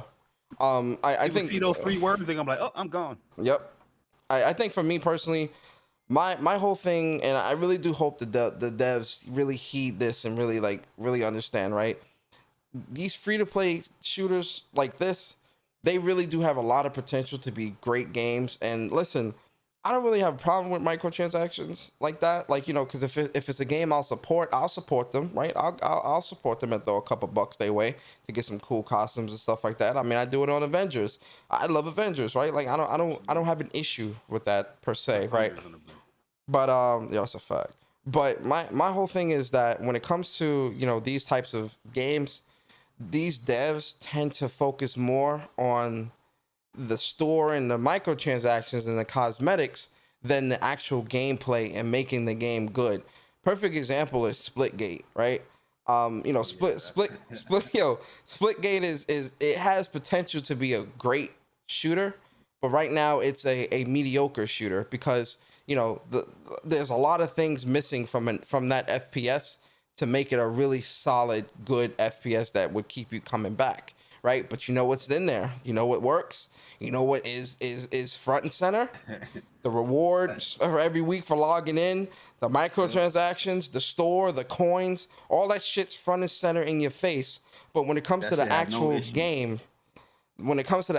game, it's I think this game might actually be 720p on PS4, PS5 because it doesn't look crisp. I think it's 60 frames. You know, the guns are decent, right? But you know, the stuff that's missing, the stuff to make it a great FPS is missing. But the microtransactions and all that are there. When I look at this game, you know, the gunplay looks pretty solid, right? Movement looks good. I just want this to be a great game because I want to, honestly, I don't see COD is they've gone down a path that I really can't keep following, man. Like, it's just garbage. Like, this Cold War really is garbage. Yeah, I'm talking gameplay wise. Cold War really, what hurts so much about Cold War is that it's Treyarch, which is supposed to be like, you know, in my opinion, they are the best COD developer. They always has been. You know, my favorite CODs from back in the day are World at War and Black Ops 1. This is just like, yo, it's garbage.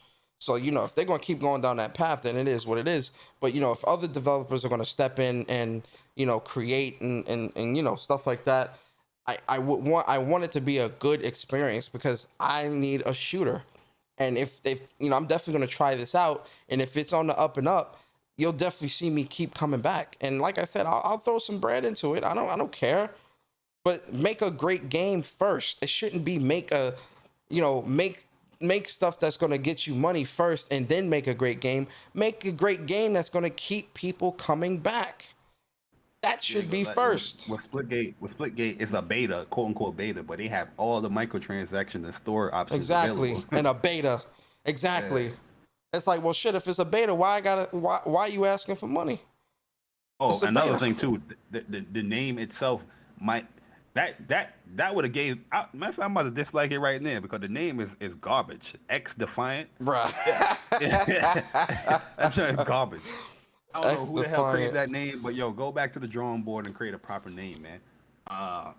But yeah, like the game looks cool, man. Hopefully, my thing is just balance, man. Like I don't like shooters or competitive games that don't let you freestyle. You know what I mean? There's like a specific way you have to play.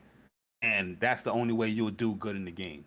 Yeah. I like shooters that will let you freestyle and play your play style, and you can be effective with your play style. That's why I really like COD. You know what I mean? COD, you can camp, you can snipe, you can run and gun, you can play a position, you can do all the stuff you want to do and still do good. You know what I mean? Where other shooters will just lock you into like, oh, you have to use this gun, or you have to use, you have to stay here at this position, or you know what I mean? Where it doesn't give you freedom to play your style or play how you want to play in the game. Yeah. And that's one thing when it comes to a lot of class-based shooters.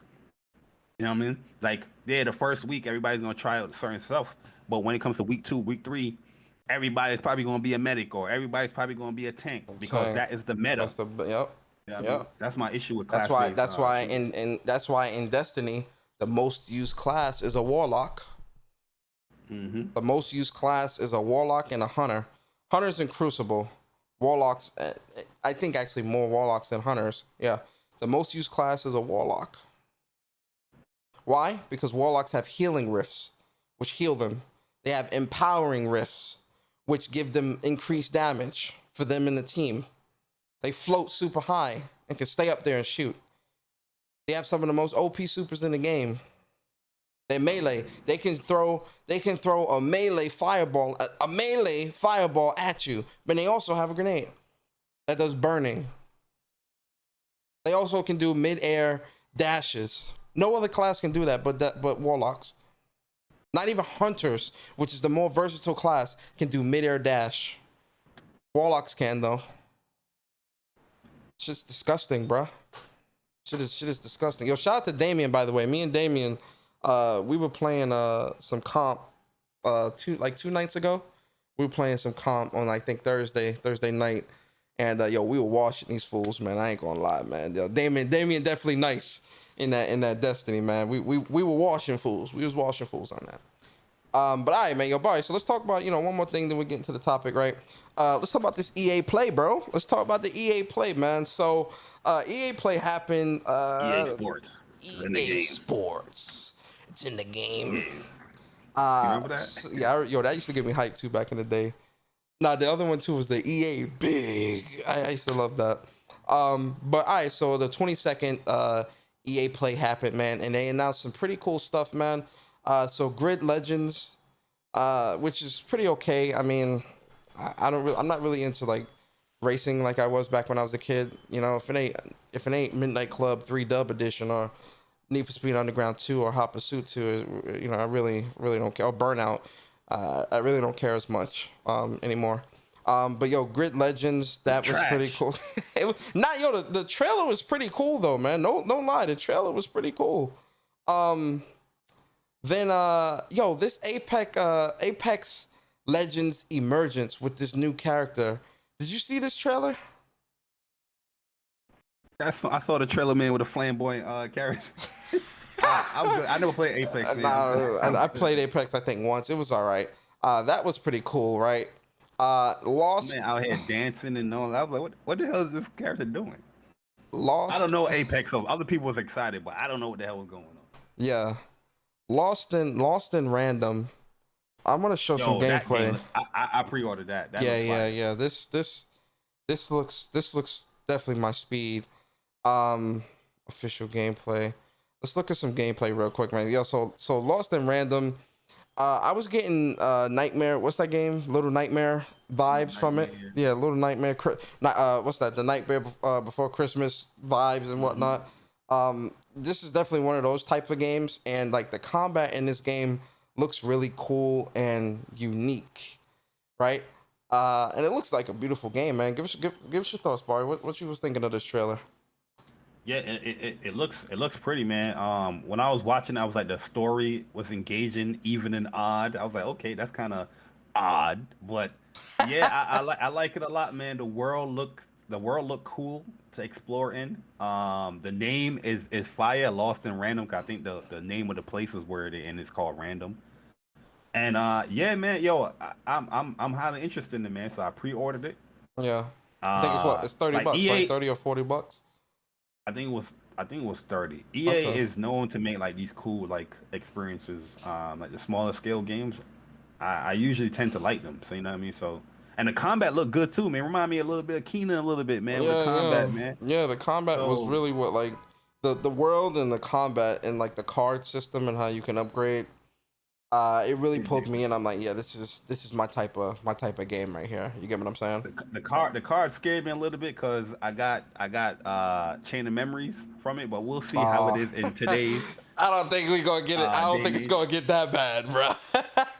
Nah, I don't think it's gonna be that bad either, but Yeah, no, you know no what I mean? chain You of never know. memories. No chain of memories. That card system was disgusting, bro.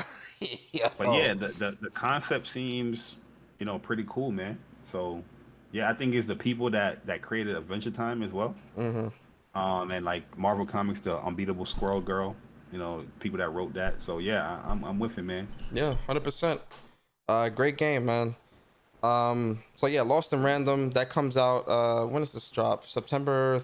It's coming to September. Did they give us a date? I think it drops September 30th or September around 10th, 10th. same day as Tails. Jesus Christ, man. It's in the back burner, but I support it. Oh yeah, yeah. Jeez, man. All right, man. Let's talk about the field that needs a battle. I'm talking about that battlefield, right? So, they showed off the Battlefield Portal, right?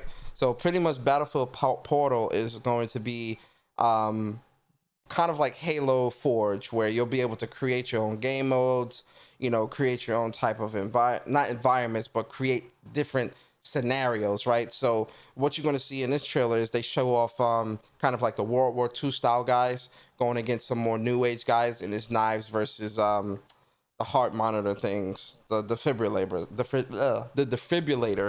right? And yeah, those are the medic dudes with the defibrillators. So it kind of just showing off like all out mayhem, right? And there's a ton of different maps you'll be able to choose from and create your own game modes and different scenarios and things like that. Yeah, I'm gonna be honest with you, Bari, man. Like, I'm a COD guy through and through, man. I've always been since back in the day. In terms of Battlefield, Bad Company 2 has always been like kind of the one I did like. I did try 4, I did try 1, 5, Hardline. They were cool, they were okay, but it was like I was saying on Mooch's show yesterday. Shout out to Mooch.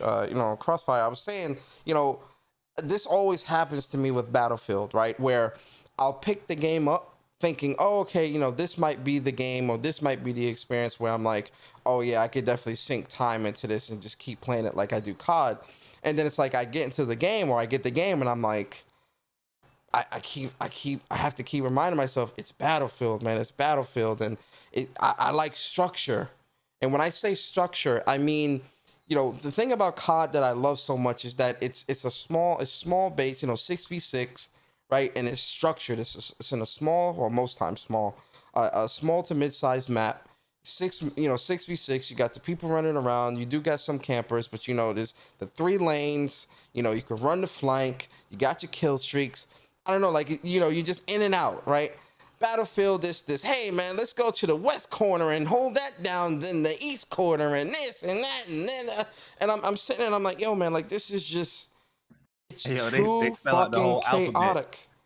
to capture a zone. They got point Z, W. I'm like, Yeah, bro, I'm like, yo, this shit is way too chaotic. But, Bari, I keep buying them, bro. I have a problem. Well, I didn't buy Battlefield 5. They do have the smaller modes, but most people Yeah. don't really play those modes. Like, No, they don't. you They see play the the same big names modes over and over and over again. Yeah, but how are you feeling? It's crazy too, because man, I keep hovering over that pre-order button, man. I'm like, should I pick this up? Anyway, what's your thoughts on Battlefield Portal and just Battlefield in general, man? What are you thinking? I think the game looks amazing. Like, Battlefield games always look amazing. The gameplay in itself of Battlefield is good as well. It's just how people play the game that pisses me off. But I'm not saying that Battlefield is like a bad game per se. It's just more my speed is like Call of Duty. I know they have the close quarter maps and all that stuff in the modes, which is cool. But the portal thing seemed like it could be a cool idea. Where I feel like that could be more like a party mode where you have like your friends and you let's do all this chaos and all this bullshit. But balance is definitely going to be an issue. Nobody that's playing the game seriously is going to be in no portal mode. Absolutely They not. want to do. all these stuff. Cause the balance, I don't know how you're gonna balance that with all. That's definitely a more casual. In my opinion, that's more of a casual experience. The portal, portal stuff. which is smart, smart because it's gonna pull people in. It's gonna pull people in. Oh yeah, 100%. As far as pre-ordering the game, I'm not gonna pre-order the game. I'm gonna wait, man. I'll probably see like in 2022, like January, like to see where people's mindset is at with the game, and then from there I will probably, get it. Yeah. But I also, like I said, there's a lot of games that's coming out that I'm interested in. I'm not saying that Battlefield's a bad game, but we'll definitely see. It's not like something where I'm going to pre-order the game outright. Yeah. I have to. It's a wait and see for me. I have a problem, Bari, because I do this with Battlefield, and then I also do this with Far Cry. I keep buying Far Cries, and I never finish them, bro. Yo, the only Far Cry bro. game I finished was 2. I keep buying. I bought 4. I didn't finish. I bought 5. I didn't buy Bloodlines or whatever that. I didn't buy that. But this Far Cry 6 with Giancarlo and that whole, I'm like, yo, that looks really like. I'm really gonna, I'm gonna play that and pick it up. But then in my mind, I'm like, am I gonna finish this? Because it's just so much. I have a problem, man. I have a problem. But yeah, so that's Battlefield Portal. They showed that off, which was pretty cool. And then I think the meat and potatoes of it all was the Dead Space reveal. Wait, before we get into Dead Space, I gotta say this before. There's no way. Listen, I'm Jay Bari, and there's no way I will not be able to say this if I wasn't Jay Bari. Because I remember when Call of Duty was coming out and it didn't have a story single player campaign. It was chaos. And I mean, obviously we know the grand scheme people are gonna buy regardless. But I don't see no backlash to a Battlefield not having a story, man. You know what I mean? People's like, yeah, it's worth the 70. Look at the Portal. Call of Duty Black Ops 3 had a lot of modes. Yeah, it did. Before had a lot of modes. It didn't have a story, but it had a lot of modes. Yep. People was like, oh, it's not worth the 60. Well, people were saying this is worth the 70, and they announced 3 modes so far. Yeah, yo, what I tell you, bruh. We've talked about this before. People hate COD, bruh. They hate Call of Duty. That's what that is. Mm-hmm. And still buy it. It's funny though, because a lot of people were complaining about that, but still bought it. It's like, bro, oh, no story, that's not green. No. You didn't buy it. You didn't play. And then the stories that, remember when I did that podcast a couple years ago? When that was Battlefield 4. That was Call of Duty Black Ops 4, right? 3, when it wasn't going to have the story and all that stuff, right? 4 didn't have the story. 3 had the co-op story, remember? Really? 4 didn't have any story at all. They only had like the specialist, like little, biography things. Like you play a little story mode with a specialist, but it didn't have like a campaign. 3 definitely had a campaign, but it was co-op campaign. Yeah. So like, when I look at that stuff, I'm like, this is a little hypocritical. But remember I did that podcast a few years back for Black Ops 4, outlining the completion rates for trophies for all the other CODs, and doing the percentage. Like, yo, a lot of people aren't playing through those stories, and I'm pretty sure with Battlefield, they were looking at Battlefield 1 and Battlefield 5 story completion, and was like, yo, you fools ain't playing this shit. You guys are playing Conquest and all this. I'm not saying don't have it. No, I'm not saying don't have it either, but you're not really seeing a outcry about, oh, why this doesn't have it. Everybody seems very complacent, like, oh, it's cool, it's Battlefield. You know what I mean? That's all I hear. It's Battlefield. Yo, that's a fact. Oh, but we got a super chat. Let me scroll up just in case if we missed any. Yo, shout out to my man No Cap Podcast, aka Sick Humor TV, with a $10. Android user. Jesus super Christ. chat enabled. Y'all hit that. Congrats. What's up, PlayStation team? Yo, shout out to my man Sick Humor TV, man. Appreciate you, Sick. Always appreciate you, bro.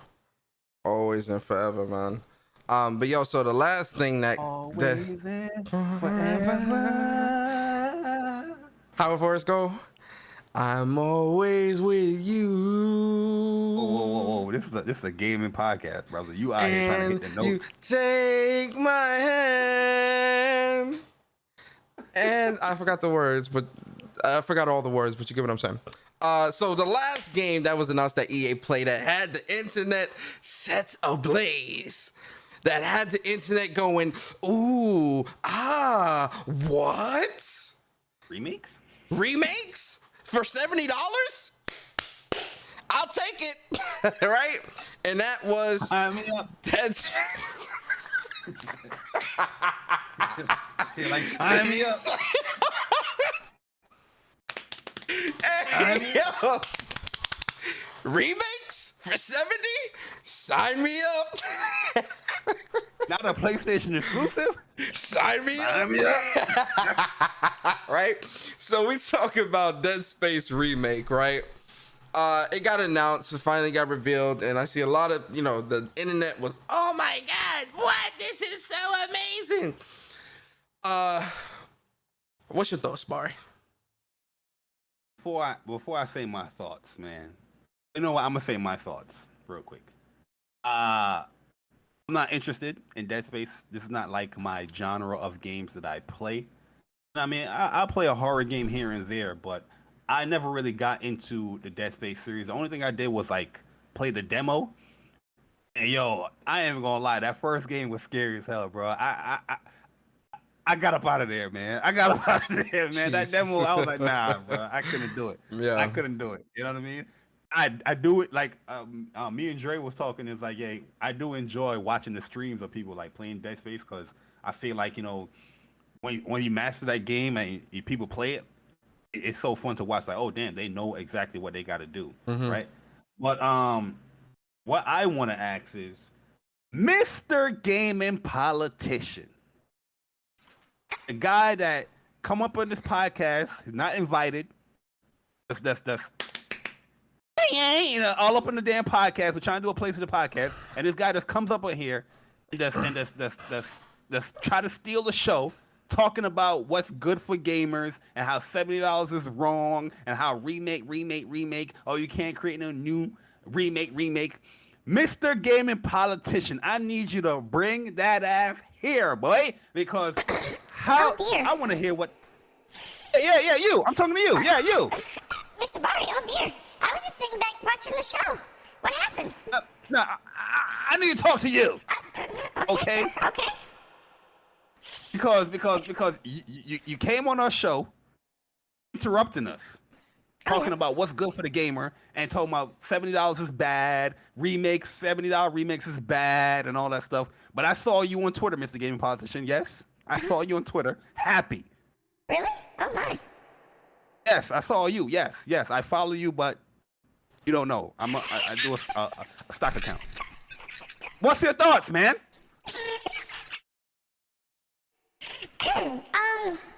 Well, Mr. Jay Bari, I've got to be honest. Ladies and gentlemen of the chat, hi, I'm Mr. Gaming Politician. Thanks for having me. This is really stunning. I was really just sitting back watching the show. Bari, I'm sorry, Mr. Jay Bari. I've got to be honest with you, man. I don't see an issue here, right? This is a critically acclaimed game, right? And a lot of people within the community have been wanting this for such a long time. What is the issue, Bari? Yes, it's going to be $70 because it's going to be next gen and PC only, and that's okay. I mean, look at the amount of effort that they're putting into this game. People wanted this, Bari. So, yeah, $70. Effort? Yeah. What effort? We didn't even see the game. I mean, but, look at the trailer. The trailer's really crisp, right? Based off the trailer of what I saw, it looks like it's going to be a really crispy, they're putting a lot of time and effort into the game, right? So, for me as a game, and listen, right, I've never played Dead Space before. Right? But I'm going to spend $70 on this game, and I'm going to act like I know what I'm talking about with Dead Space because I Googled. And based on Google, Google is telling me that this is a critically acclaimed game. So, Persona, mute this man, Mike, please.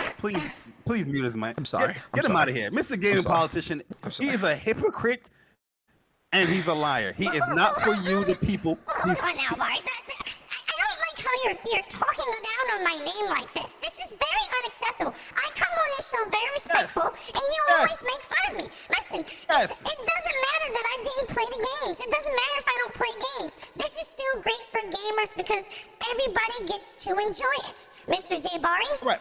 Everybody gets to enjoy it. Mr. Gaming Politician, was Demon Souls remake good for gamers on the PlayStation 5's launch, sir? I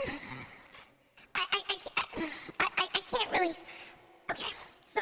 Yo, Persona, kick this man off the goddamn podcast. Every time he sneaks up in here. Mr. Gaming Politician, either you answer the question or you got to get off the show. Right? Because you're messing with the show. So either answer the question or get off the show. All right, He's stuttering worse than me.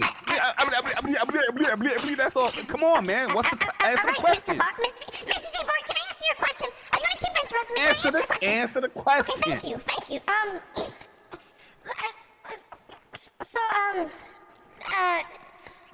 Demon Souls, you know, it's a great game. It came out excuse me. So Demon Souls, it came out on a PlayStation 3, right? And they remade it on a PlayStation 5, and they sold it to you as a launch PS5 next gen exclusive. I don't know. Like, is that really something that's really worth buying a PlayStation 5 for? You know, that's the difference between this and Dead Space, Mr. Jay Bari. It's that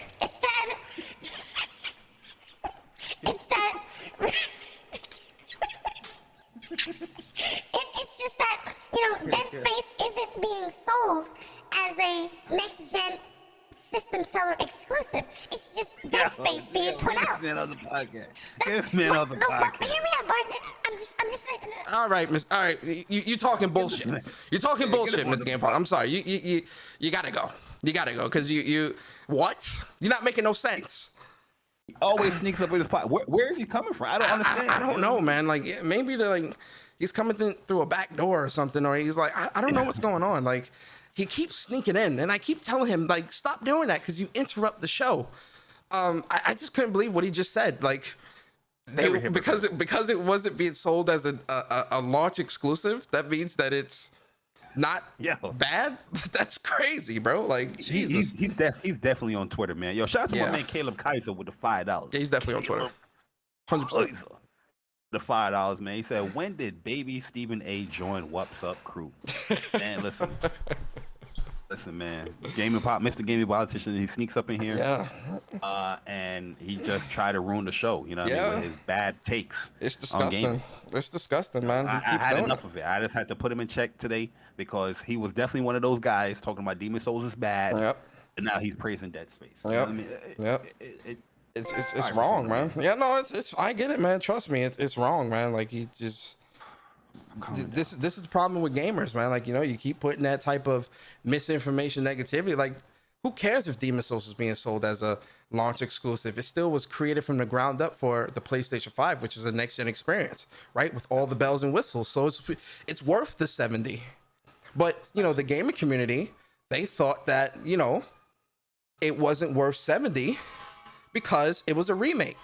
But then we fast forward to Dead Space, and, you know, like I said on Moochie's show the other day, you think that this game is not going to be $70. One, it's EA. Look what they did with Madden and FIFA. And two, it's next gen only. It's going to be $70.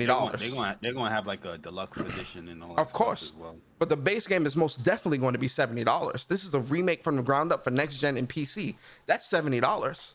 No one has an issue with that. You get what I'm saying? But the gaming politicians, it's always an excuse. It's disgusting. I love the gaming politician segment. So we got a couple more super chats, man. Yo, Brat, man, appreciate you, bro. He says, I am dead, bruh, LOL. And then Brat with another super chat. He says, oh, and remember, $70 games are bad too. Oh yeah, they always say it's bad, absolutely. But you best believe they're gonna be buying that Dead Space. Oh yeah, they're buying that Dead Space remake. You know, and that Battlefield. Oh yeah, that's a fact. And that 2K, and that FIFA, and that Madden. Facts. You know, I never played Dead Space before, so I don't really know what to kind of think when it comes to this. Like, a lot of people, like I said, I put out on Twitter I never played it. A lot of people are like, oh my God, you got to play it. It's amazing, blah, blah, blah. It's one of the greatest games, one of the scariest games, blah, blah, blah. We'll see. I got the old games. I bought them on Steam, so I'll play those. And, because I don't know, like a lot of people hype up some of these games and they really don't be as hype. Like, the hype isn't justified for me. And again, I'm speaking for myself. For me, the hype isn't justified for me. Again, example would be, what game was that? Mass Effect. Everyone swore up and down. And granted, people said after the fact, oh, well, Andromeda. Hold up. Mass Effect is an amazing franchise. I believe you. Right No, there. I believe you. But what I'm saying is the games that I played, Mass Effect Andromeda, it was ass, right? Yeah, that wasn't the same. That's not the same. Okay, but that is my first impression of Mass Effect is Andromeda, which is ass. So yeah, I'll go back and play the Legendary Edition and give those games a try. But my first impression is skewed to where I'm going into those games now thinking, well, is this really as great or is it again cap? But I'll give the games a try. Again, Fallout. Maybe I shouldn't have started at Fall. Everyone says no, Fallout New Vegas, Fallout 3, blah blah blah. Fallout 4. First off, I boot into the game and I'm like, when does the rest of the graphics load in? Like, what the hell is this that I'm playing? This shit was ass. Yeah, it was ass. And I played like maybe 5 hours of this game. I'm like, yo, no way in hell this is not the game that people are hyping up. Not for me. No way. Yeah, a lot of the general consensus is that Dead Space 1 and 2 are amazing, and 3 is where they kind of turned into like more like a actiony type game where it lost the essence. From what I'm hearing from the community say.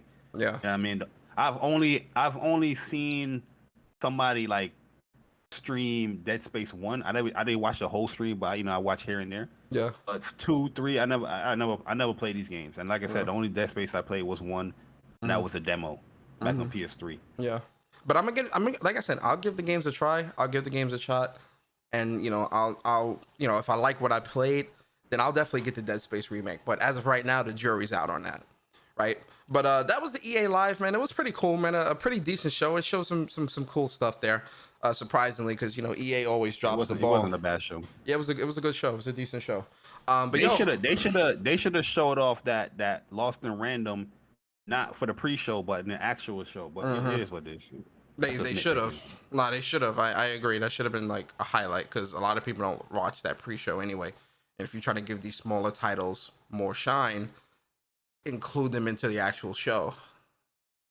That trailer that reveal was actually was fire. Yeah, I agree. But yo, man, let's get into the topic, man. And so, guys, I want to put the disclaimer. This topic is going to be a little bit controversial, right, to our mantra and how we, and what we're doing here. But I want to have I think me and Bari, I want to have this conversation with Bari on stream. Because we've had this conversation off stream, we've talked about it in some of our personal shows, but I want to have this conversation on stream on What's Up PlayStation because I truly am curious to really hear what his thoughts are, and we can kind of have that conversation, right, Bari? So it's surrounding Psychonauts 2, right? Psychonauts 2. So we know that Psychonauts has been the talk of the town all week, right? Because of the performance modes that got released, showing how the game will perform on each console, on the respective consoles of PlayStation 4 or 5 and the Xbox consoles, right? And so there is a large disparity between the two when it comes to the PlayStation version and the Xbox version, because the PlayStation version is utilizing the PS4 Pro version through backwards compatibility, which means that it's only going to be at 1440p 60 frames per second and no HDR, no VRR, and all that other stuff, while Xbox has the VRR, the HDR. It's going to have a 120 mode, the bells and whistles, right? I put a tweet out on Monday, and which garnered a bunch of people coming at me and making videos and whatnot, right? But I pretty much said this looks kind of deliberate, because I don't know, it just seemed kind of off to me. But I want to ask you a question, Brian. I want you to be abundantly honest, and I know you're always honest, right? Absolutely. But I got the best of course, 100%. Do you think that because this also garnered a lot of other PlayStation fans that were like, oh, this is kind of messed up. I'm not going to buy the game. They shouldn't have done this, blah, blah, blah. And, you see a lot of people on the other side saying it's not that big a deal. You overreacting. The game's still going to be blah, blah. The game's going to be great. All those. So my question to you, Bari, is, are PlayStation fans overreacting about the performance disparities between the two consoles when it comes to Psychonauts? No. So listen, when it comes to PlayStation, man, we have a set standard. You know what I mean? We're not just we take anything gamer. No, you just can't slap a little resolution, a little frame rate on there and be like, oh, take this. You should be happy. No. You have to meet the quality of standard that we are accustomed to on the PlayStation platform. My whole thing is that if you are going to develop a game and put it on multiple platforms, you need to cater to all of the platforms. So if a specific platform does this differently or can actually perform, this way or whatnot, you need to do that. We already seen like with just today we read about Tomb Raider. We read about Sniper Elite, how you're running those games backwards compat, but it's supporting the PlayStation 5 with 4K resolution, 60 frames and all that stuff, right? It's not like I don't understand this notion of, oh, Microsoft bought these developers, so they're gonna take care of their platform and whatnot, make a next gen version for their platform. Yeah, fine and dandy, but you're also putting the game on another platform that has a next gen console. You know what I mean? I just feel like it doesn't make, you want to compete, you're competing, you want to make your platform look good, but at the end of the day, it's still a multi-platform game. You have, you know what I mean? Like, even if you don't do a PlayStation 5 version, on the PlayStation 5 support and backwards compatibility, we already know that this game can definitely run higher than 1440p, 60 frames per second, and have HDR. You know what I mean? Like, yo, I feel like you're purposely, dwindling, or not dwindling, you're purposely negating what the PlayStation 5 can do through, gimping through backwards compatibility, just so you can make your platform, shine. And me personally, I don't have no interest in Psychonauts 2. I felt like Psychonauts was a cool game, but the fact that they're doing this, or it's not, it's not even like a fanboy thing. The fact that you're not supporting the PlayStation 5, I'm not buying the game. It's just a standard. Like I said, I have a certain standard. Like, yo, if you're not support, it's just like no other, like MLB, not MLB, the Dirt 5. Dirt 5, I didn't buy that game because it fully didn't support the features that the PlayStation 5 could do. You know what I mean? Now we're getting the full support, in a patch update that just came out. But at the end of the day, I wasn't gonna go out and shell out my money just because it's a game on the PlayStation. Buy it. No. Meet my standard on what I will want you to do as far as what the console can do, and then I'll support your game. I'm not just gonna take whatever. Like, I'm hearing a lot of people say, "Oh, you should be happy that's on the platform." No, it's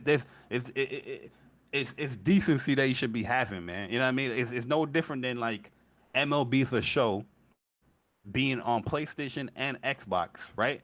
So you telling me just because PlayStation owns that franchise, that they are in every right to gimp the Xbox version and not fully support it? I'm pretty sure everybody will be upset with that. You know what I mean? Everybody be like, "Oh no, you can't do that. This is anti-consumer." But that's what you're seeing here with this, regardless if it's a licensed game or not. You know what I mean? Like, I just feel like it's straight up bullshit. You know what I mean? At the end of the day, we know the PlayStation 5, not saying that this is a PlayStation 5 version, but we know the PlayStation 5 could fully support much higher specs than what they're shelling out or showing in that graphic chart right there.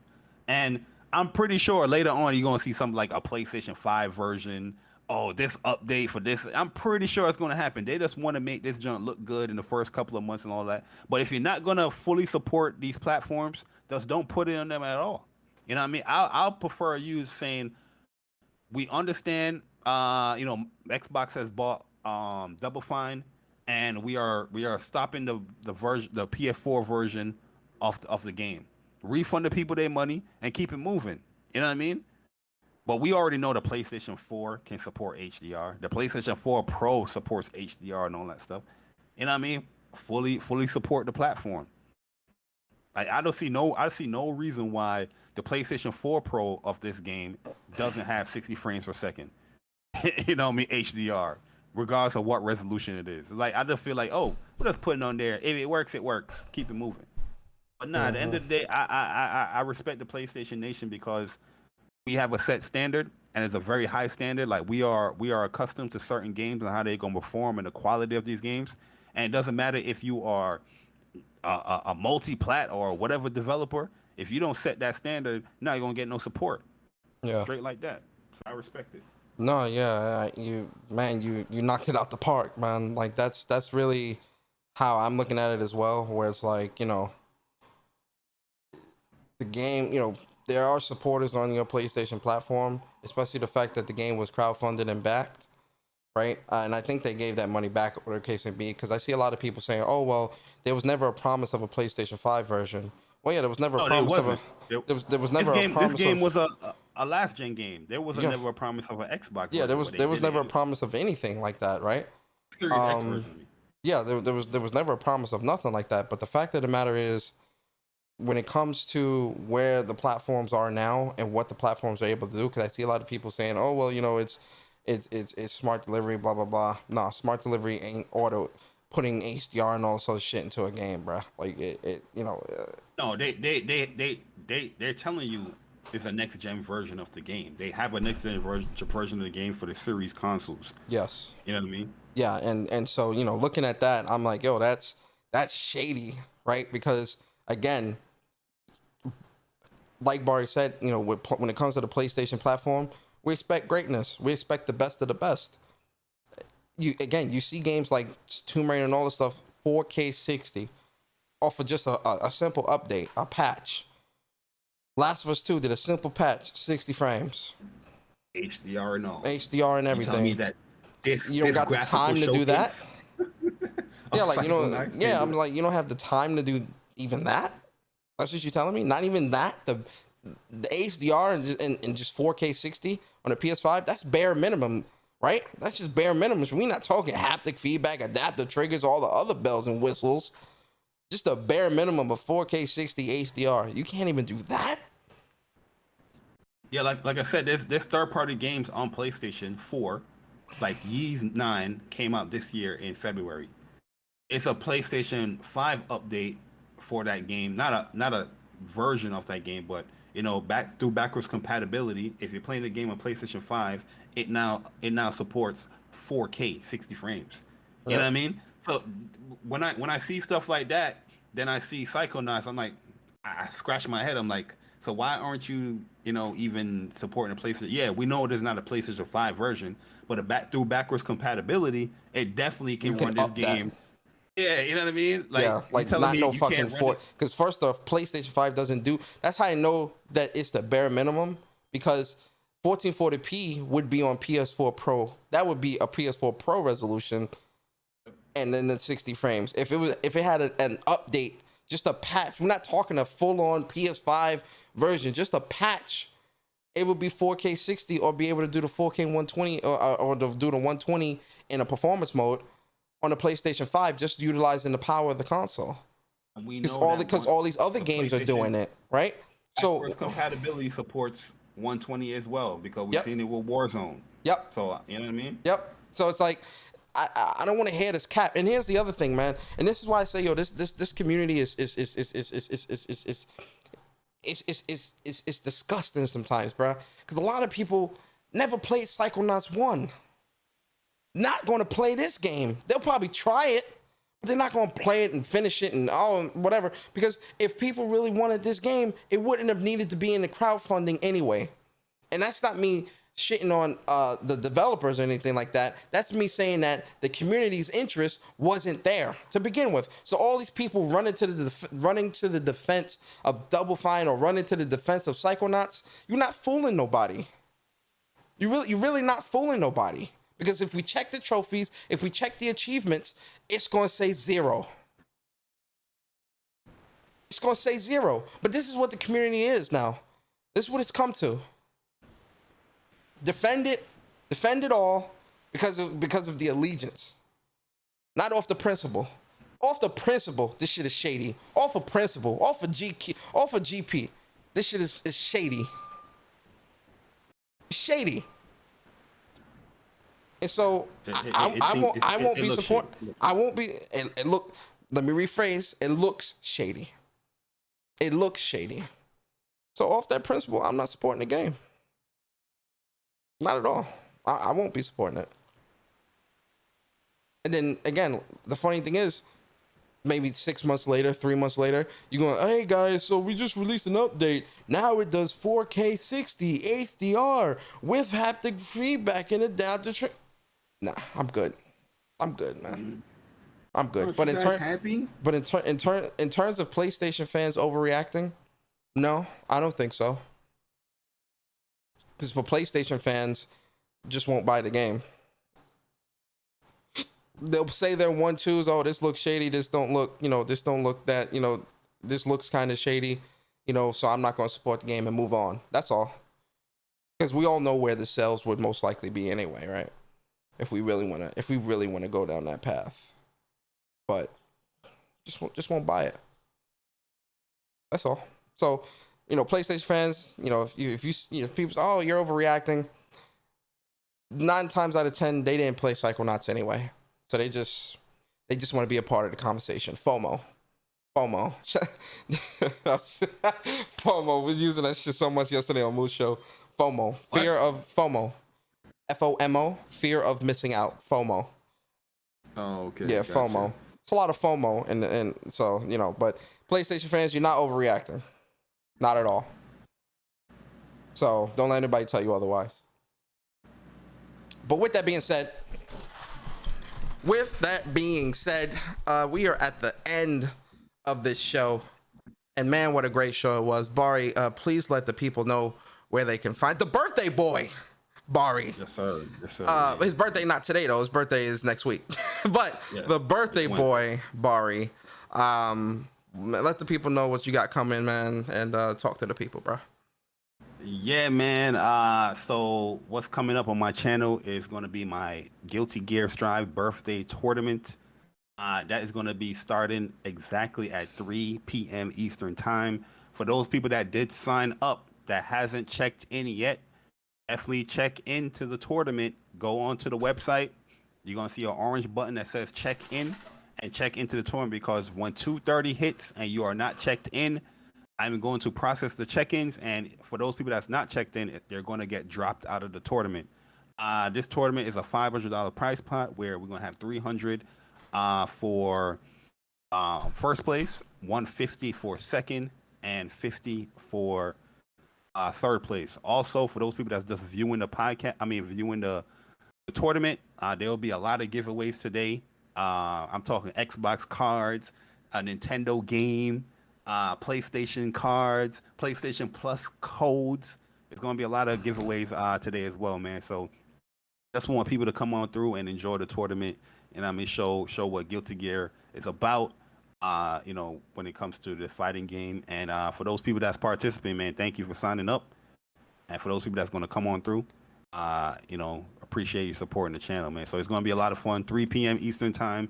I'm going to start the stream a little bit early just to make sure everything is running fine and dandy, and just probably run some exhibition games before the stream happens, and doing some background stuff, because the last minute people is definitely going to be coming through.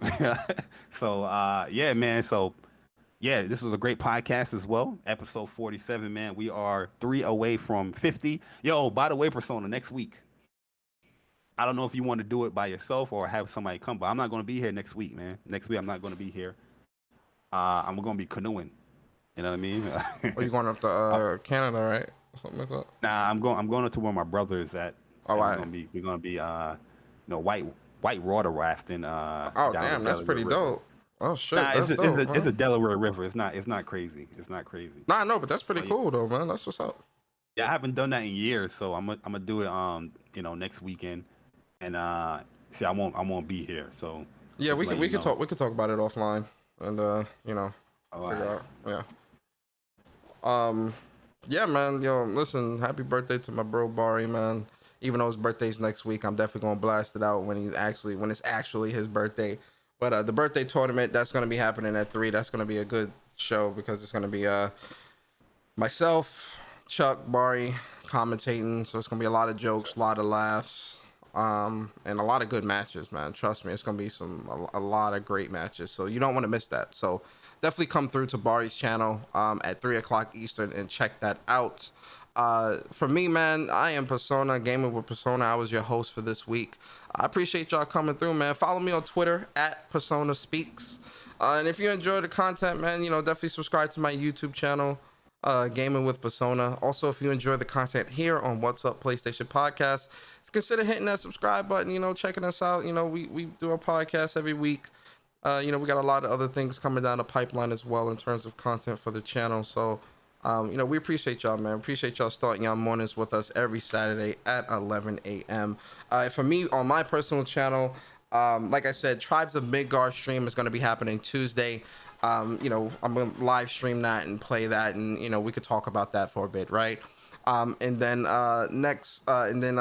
when Persona Speaks, that always happens next week. Probably not Monday. Depends on what the news is. Monday, I might do it Monday, but if not Monday, probably Wednesday or around there. But definitely expect, definitely some content coming to the channel. And also for the members, I got new emotes, some emotes that people have been wanting for quite a while. So I got the Respect My Time. I got the Millennial Piece of Shit. I got the I'm a PlayStation fan too. And I got the Persona Shut the Fuck Up. So I got all the good stuff. So, definitely come through to the channel. Watch your mouth. Definitely come through to the channel and consider becoming a member if you enjoy the content and want to support your boy, right? For everybody here, man, I appreciate you guys so much. Round of applause for the folks in the chat, because I don't got the trophy sounds yet. I gotta get the trophy sounds on my soundboard, right? They got to update the PS5 ones. That's a fact. And always remember, guys. But this is great for gamers. It's great for gamers, and we'll see you guys. Well, we'll see.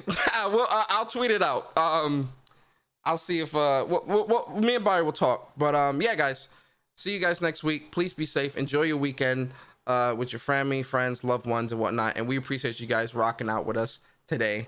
And we out, guys. Have a good weekend. Peace.